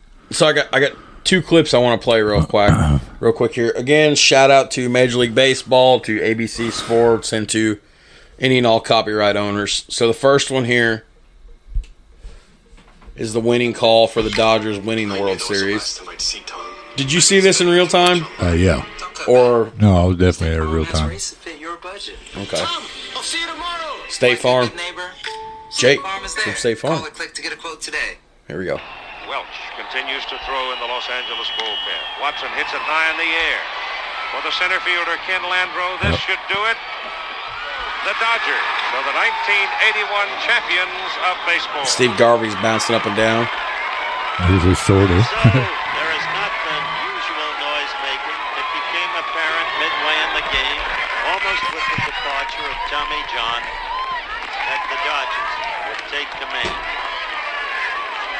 Now the Dodgers leave the field. The sword is hauling ass. Yeah, it is. Jim, you and me jointly to congratulate them on their acquisition of the World Series championship. Lasorda kissing Peter O'Malley too, for that matter. This but is Mrs. Howard O'Malley Cosell. and everybody else. Right. For the first time in history, we have a 3-way tie for the MVP. Guerrero, Say, and Pedro Guerrero should have won that outright. circumstances, all three were worthy contenders. It's I'm not saying that Ron Say or Yeager didn't play. they didn't contribute and they Right. weren't a valuable part. But Pedro had the big hits. Pedro Guerrero should have. Yeah, that just pisses me off, dude. Like, Who come up with that, yeah, like what the fuck is that? Like, seriously. It's like having 4 state champions. Class basketball. Here we go. Now you're. Okay, so. I'm picking up music. Oh, it's Kyle's phone. I was like, what the hell? I'm picking up music. Okay, so the rumor mill churns. Prior to Game 6, Steinbrenner had wounds on his head and his hands, claiming he'd gotten into a fight with a pair of Dodgers fans at his hotel room in L.A. a couple days before Game 6. That's, the rumor mill. Then he supposedly called Bob Lemon in the dugout during Game 6 to demand a pinch hit for starter Tommy John in the 4th inning of, again, a tied 1-1 game. So, Bob Lemon does what he's supposed to do. The bullpen just, Right. fucking loses its shit. And Steinbrenner Excuse me. would issue an apology to the city. The funny part about this, though, is that he would never make public mention that he had something to do with it. I didn't know about the get beat up. Well, that's supposedly what happened. Here's a little... How much do we got left here? Look down. Oh, yeah, we got a little bit down here. A couple fun facts and stuff. So, after combining for 10 division titles and 8 World Series appearances between 74 and 81, the 81 World Series marked the end of an era for both teams as they were soon without key contributors, right? Yeah. The Yankees lost Reggie Jackson, who would leave in free agency. Greg Nettles would be traded in 84. Goose Gottschitz would leave in free agency in 84, only to play once more with them in 89. And Tommy John would be traded away in 86, or be traded away before returning in 86, and he went... I'm not sure. He went west somewhere. He went to one of the California teams. Yeah. I don't remember where. Bob Lemon lasted 14 games in the next season before he was being dismissed by Steinbrenner, which was funny because, he replaced Michael as skipper after they had already won the first half of the season. Huh. The Yankees would not reach the postseason again until 1995, which during that span they had 9 different managers for the Yankees, such as Billy Martin, who would be rehired and fired 3 different times between 83 to 88, which is funny, despite Winfield and Mr. You Had Me at Don Mattingly. Don Mattingly, yeah. The lone World Series appearance in the 80s meant it was the first decade in which the Yankees did not win a title since the 1910s, and the first ever since the live ball era where it would not happen again until the 2010s. Key Dodger losses in this era included Reggie Smith, he would sign with the Giants. Davey Lopes would be traded in the offseason. Ron would be traded away in 82. Steve Garvey left for the Padres. And which they went to the World Series in 83. 83? 84. Well, he left in 83. I think they made it World Series 84 because Goose Gossage was on that team also. And this marked the end of an 8.5-year Dodger infield of Garvey, Lopes, Russell, and Say. So winds of change are coming. Stronger farm systems, adding valuable players in free agency and in trade. The Dodgers would win division titles in 83 and 85. They missed out barely in 82. Their success would lead them to another world championship. 88. 88, year after I was born. Kirk Gibson. Oral Hershiser. Okay. They would become the only team to win 2 World Series between 78 and 90, and the only team to win more than 1 World Series title during the 80s. Since their 88 World Series win, the Dodgers would not appear again until another World Series until 2017, which broke your heart. Astros, yeah. Verlander and Houston Street, man, I loved it. Despite reaching the NLCS in 08, 09, 2013, and 2016. They would appear in the World Series in 2018 against the Boston Red Sox and lose. Then they would finally break the World Series championship drought, winning the shortened COVID World Series, which we still have on tap for a future episode one day. The Yankees, on the other hand, would appear in 7 World Series afterwards: 96, 98, 99, 2000, 2001, 2003, and 2009. Derek Jeter years, huh? And in that span, they won all those except for 2001 and 2003. Pretty dominating team they had there. Ooh, I hated it. Yankees pitcher George Fraser, which we talked about earlier, tied the record for, losses. ABC Sports covered this World Series on television. It's third under the then-present contract that they had at the time of alternating coverage between there and NBC Sports. Keith Jackson and Al Michaels shared play-by-play duties, while Michaels replacing Jackson when he decided to defer to his primary role as ABC's lead college football announcer.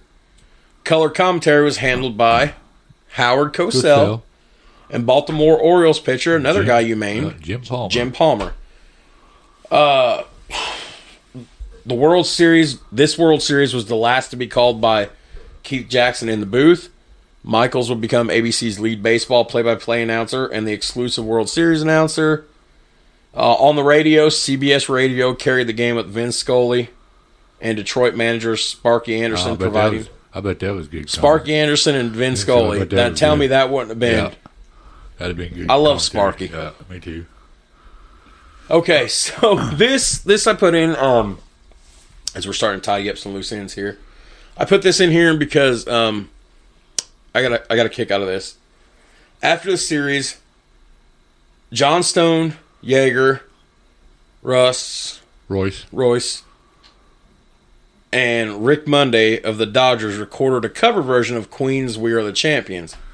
Yeah. They did that. Do you know this? Yeah. Do you know what I'm talking about? I think I do. Yeah. They were under the name the Big Blue Wrecking Crew. They performed the song on an episode of some show I've never heard of in my life called Solid Gold. Just thought it was funny. And then I kind of put this at the bottom here. I should have put it in earlier. So we went through the 1981 season as a whole. Right. But the winds of change started because in December of 1980, December 15th, was when Dave Winfield had signed that big contract with the Yankees. Right. And, you know, we've talked about this here. We've talked about this at work before.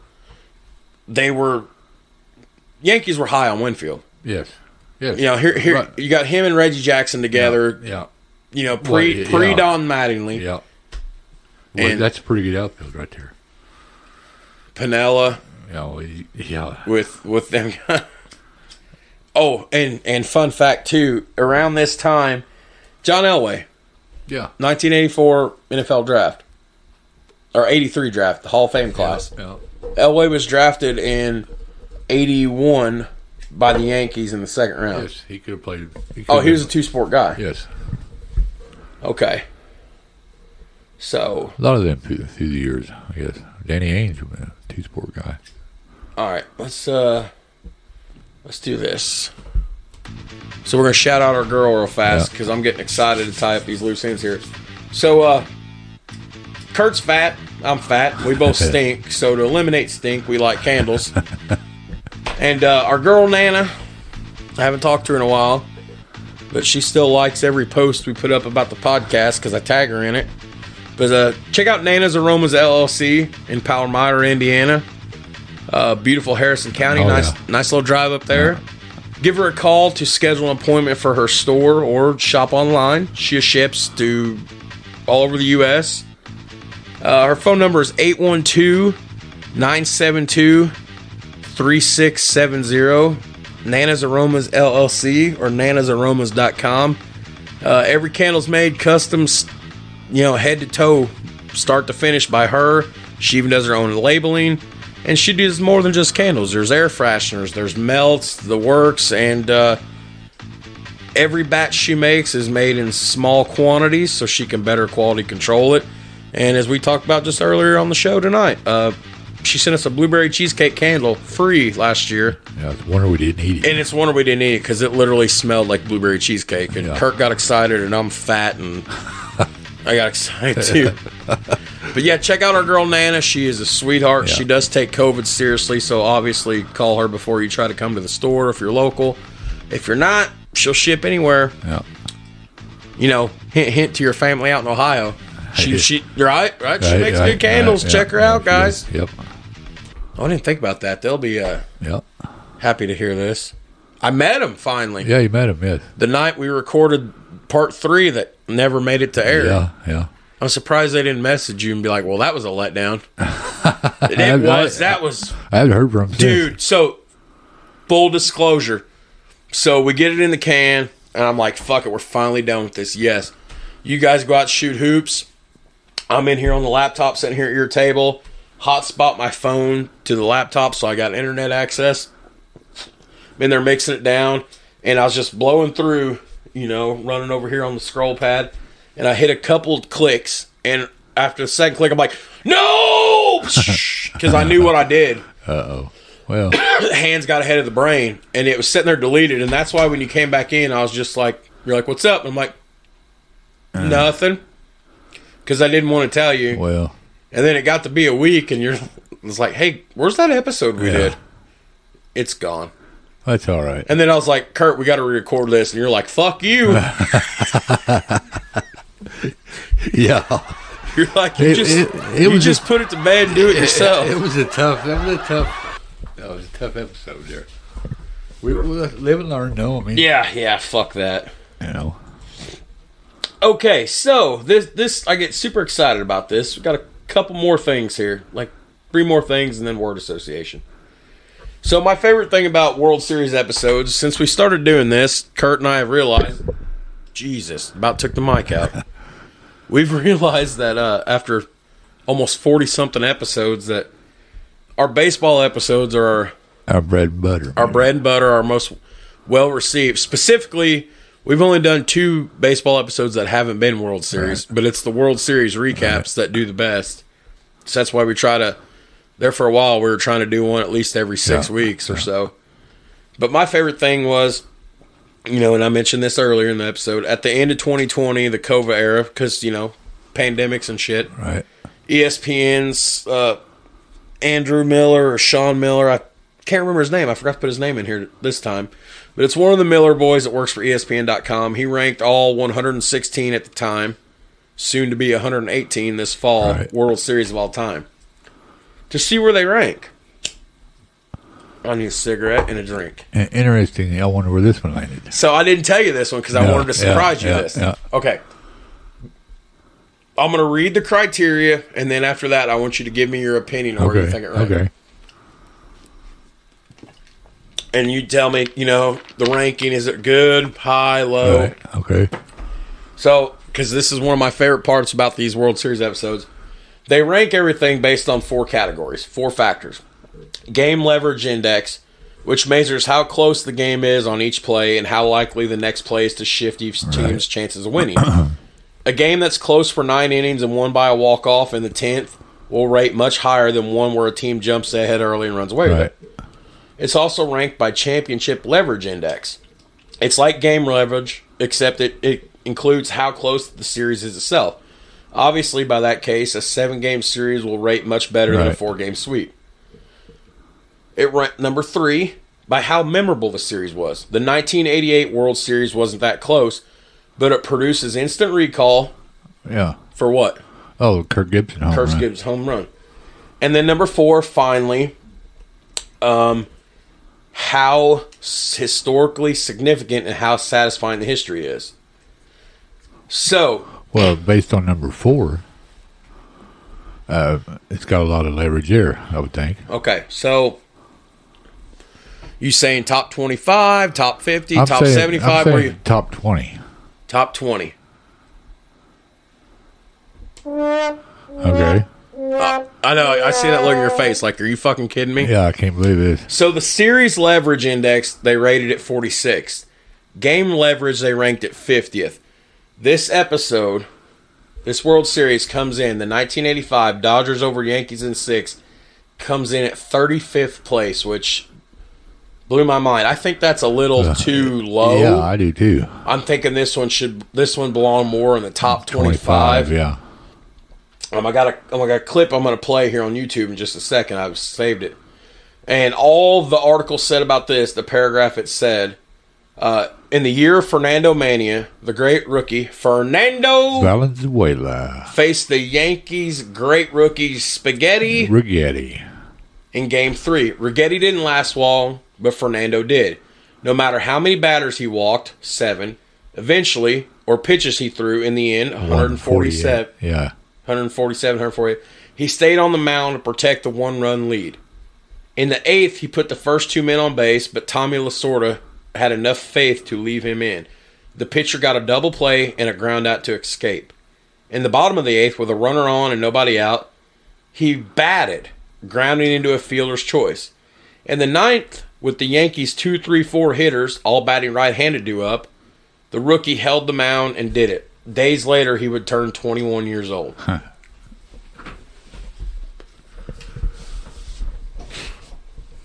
So, I think it's kind of low, that rating, but think it's kind of low. yeah. So I guess they're the experts, so. apparently they are. So here's the clip. Again, shout out Major League Baseball, ABC Sports. We don't own any of this content. Here's the call after his Game 3 win. Oh, we got another ad from State Farm. I hate ads on YouTube. Hey, it's Patrick Mahomey. All right, here we go. Shout out Major League Baseball. Fernando, it's loud. Fernando Mania. Listen to that crowd at Dodger Field.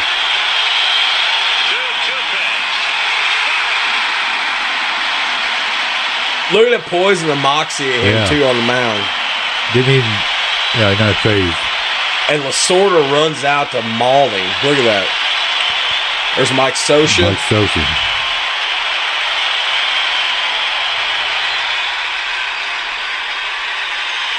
That roar is deafening. Yeah, it is.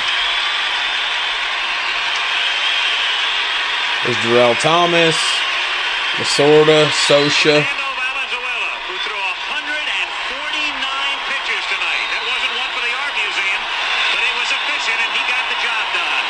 And the Dodgers now trail 2 games to 1, winning 5-4. Big game. Big game. Yeah, kind of turn that series around. All right, so you want to start putting a bow on things? Yeah. We might have to do our open yet. Yeah. You're ready for a game of 2K, too, while I get shit ready. Oh, yeah. So let's play word association. So I'm giving it to you easy tonight. Time out, bro. Kyle, you didn't hear that. What?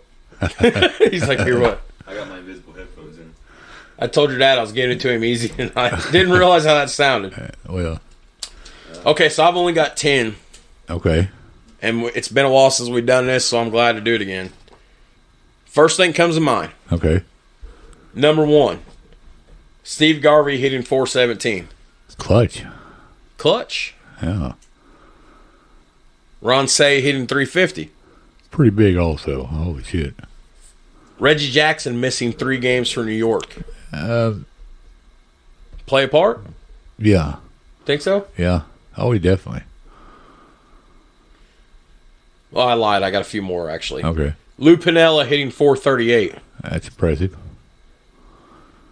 Pinch hitting for Tommy John.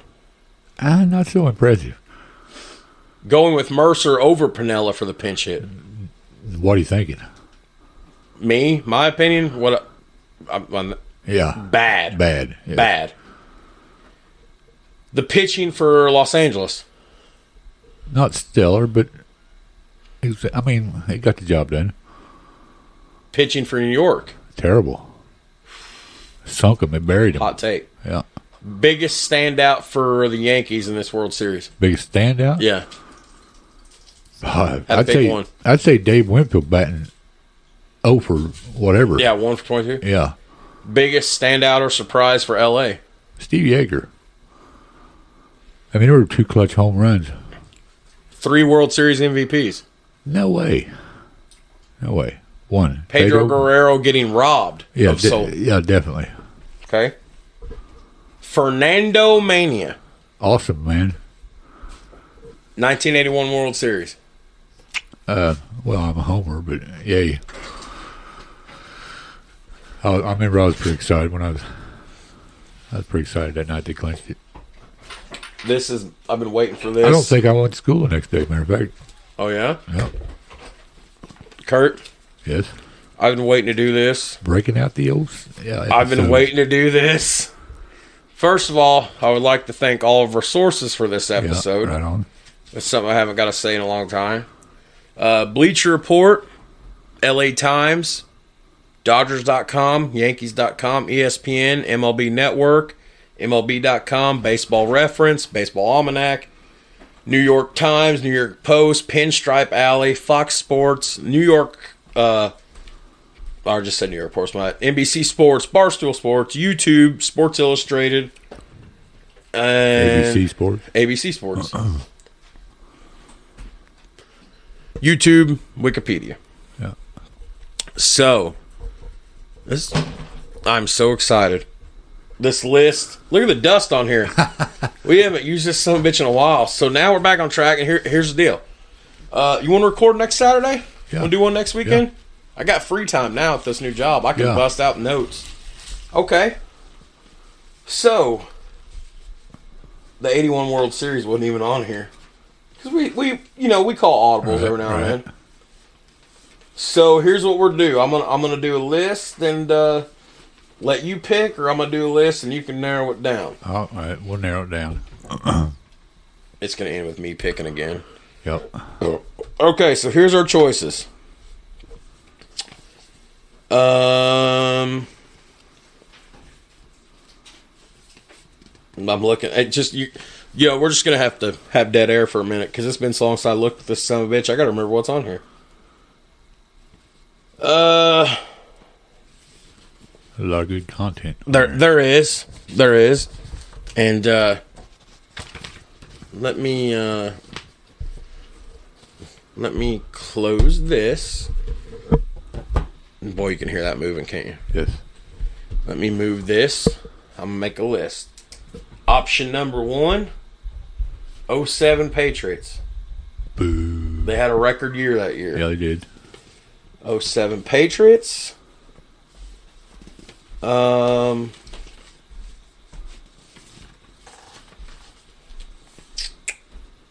Hey, here's a bunch of top 10s. No. Hell no. Yeah, I'm not volunteering myself. I told Kurt earlier tonight, I was sitting there, I said, I'm not doing any top 10 lists for at least the next few months. Yeah. Well, Because that one just was too hard to do. It's pretty hard. That was pretty hard to do. We would have been better off picking 10 quarterbacks instead of 10 point guards. Yeah. That was ridiculous. So that will, yeah. Okay, so 07 Patriots.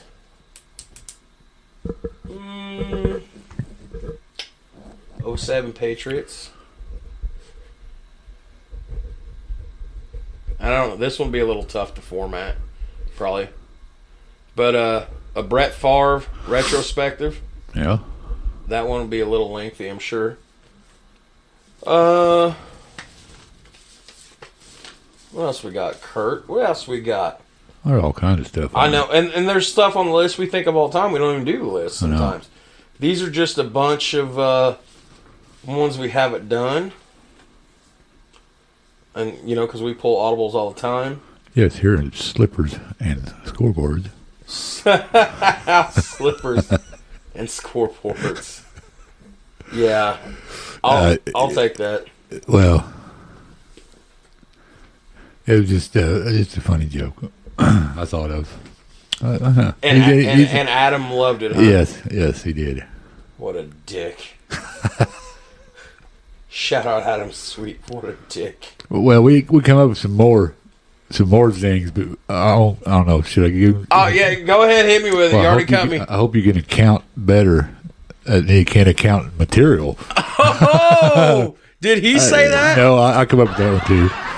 I'll just fucking let you know. He liked that one too. Wow, you guys are cutting me deep. Zing. That is a zing. Man, I don't know. I was supposed to get you originally on the on our weekday. Yeah. But yeah, I kind of slipped. You kind of forgot about it. I slipped my mind, which is not hard to do. Mind slippage. Mind slippage. Yeah. I'm just drawing a blank, man. Over 50, it happens quite regular. Drawing a blank? Yeah. It's just there's so many good ones. I'm looking and looking and looking and. Well, right now, I will say that both of them you got. I mean, they make good shows and everything, but I'm not a Brett Favre fan. I hate the Patriots. Oh. But no, it'd be a good show. Okay, no, hey, that's fine. Man,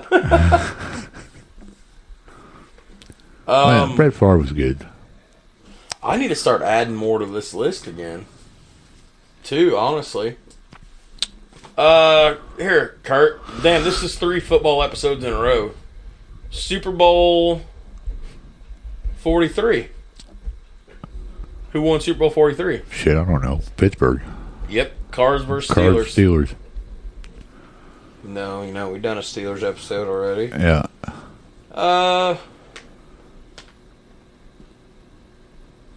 They're America's team, man. No. Oh, yeah. No. They have the best following of anybody. No. Who's America's team? Don't say the Cowboys.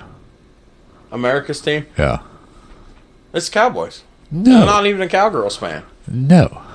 Cowboys That's are why there's not a roof there, America's so team. God can watch his favorite team play football. Wow, You man. think he'd be lending a hand and helping them win another Super Bowl, but Ranking the top 10 World Series of all don't time. do it. I didn't even need the laugh track. I did it myself. Don't do it. Don't Do it. do it. Don't do it. What you got? Well, Out of what you got so far? you're picking Cards and Steelers. Yeah. 'Cause But I'm a that's homer. 3 football episodes. 'Cause I'm a homer. I can't help that. 1995 NBA Finals. Don't even remember 1995. So 95 would have been would it have been Bulls? Bulls were on a run there in the 90s. It was Rockets and why am I drawing a blank? I don't know. I just picked a random one then. Or we can do a Steel Toes episode, and I've already got an episode in mind. All right. So if we done Ruby Ridge, then we'd do Waco. I'll be down to do some Waco. That's my Yeah? pick. Yeah. You want to do Waco? Yeah. Because I covered Ruby Ridge, Right. and fuck it, why not do another Steel? We'll Yeah. just talk about Waco. I mean, How you remember Waco? yeah. Yeah, some, yeah. David Koresh, Koresh, the yeah. Branch Davidians, Yep. government overreach, Yep. 50-something fucking people died. Yep. Crazy. Well, if you remember, my idea for this was originally it was a fucking timeline. Because you had Ruby Ridge in 92, Waco was in 93, and Oklahoma City was in 95. And these were all linked together. They didn't know it at the time, but these were all linked together because Timothy McVeigh, the guy responsible for Right. Oklahoma City, he was... I don't remember if he was dishonorably discharged or if he was honorably discharged. But here's this young, gun-loving, extreme... Apparently from what I've heard, and I mean, I'll find out more through my research, but just from what I've, read off and on growing up, I think he was okay. Then he got in the military, and his whole point of view of the world got completely fucked. And then he seen what happened at Ruby Ridge, or on the news. He went to Waco. He was in Waco when all this shit was Really? going on. Did not Seeing know that. firsthand, and it apparently warped him to be like, this government trained me to be a killer and protect from all enemies, foreign and domestic, da-da-da-da-da. Well, now the enemy has become domestic. The Right, enemy has right. become the government that trained me to kill. Right. And, Plot twist. but it really ignited with Waco. Yeah. Let's do Waco. Let's be Waco. Let's do a Steel Toes Yeah, episode. let's do it. Yeah. Okay. So, we're finally back on. Yeah. Thank God. Yeah. Fuck you to the point guard episode. No more top 10, so Not for a while. not for a while. That it's is- it's got to be something. That's been the roughest one so far. The Steelers episode, the sport moments wasn't that bad. No. I just hate that episode because of We the had technical. technical We had difficulties, technical right, problems with right, the recorder. right. The top 10 Steelers list was fire. Yeah. That one was good, Yeah. even though you pissed off. Pissed off a bunch of Steelers. Yeah, fans. but I mean, you Franco know- he had Butterfingers. Franco had Butterfingers. But I mean, the Steelers wall over there. Yeah. It's got to be an easier top 10 list. Yeah. Yeah. That one just should have never happened. Point guards. Live and learn. Yeah, live and learn. Live and learn. Oh. Gail Goodrich, Norm Nixon. Dole was fucking pissed. He's still pissed. Sid Moncrief. He was pissed. pissed. All right. So, 1981 World Series. Yep. Go Dodgers. Revisit your childhood a little Yeah, bit. A little bit, yeah. Fernando Mania. And it was, too, for real. Well, all right, brother. Yeah. Well, anything? Got anything to add? No, let's do our opening. You want to do an opening? Yep. You're an old man. You're going to need to take a time out for a minute, though, ain't you? Oh, yeah. I got to pick us a theme song. Yep. All right, guys. So for Kirk Kelly, I'm Jared Atkins. We're back in the saddle again, and we will see you guys a week from tonight when we talk a little Waco. Yep. Peace out. Peace out.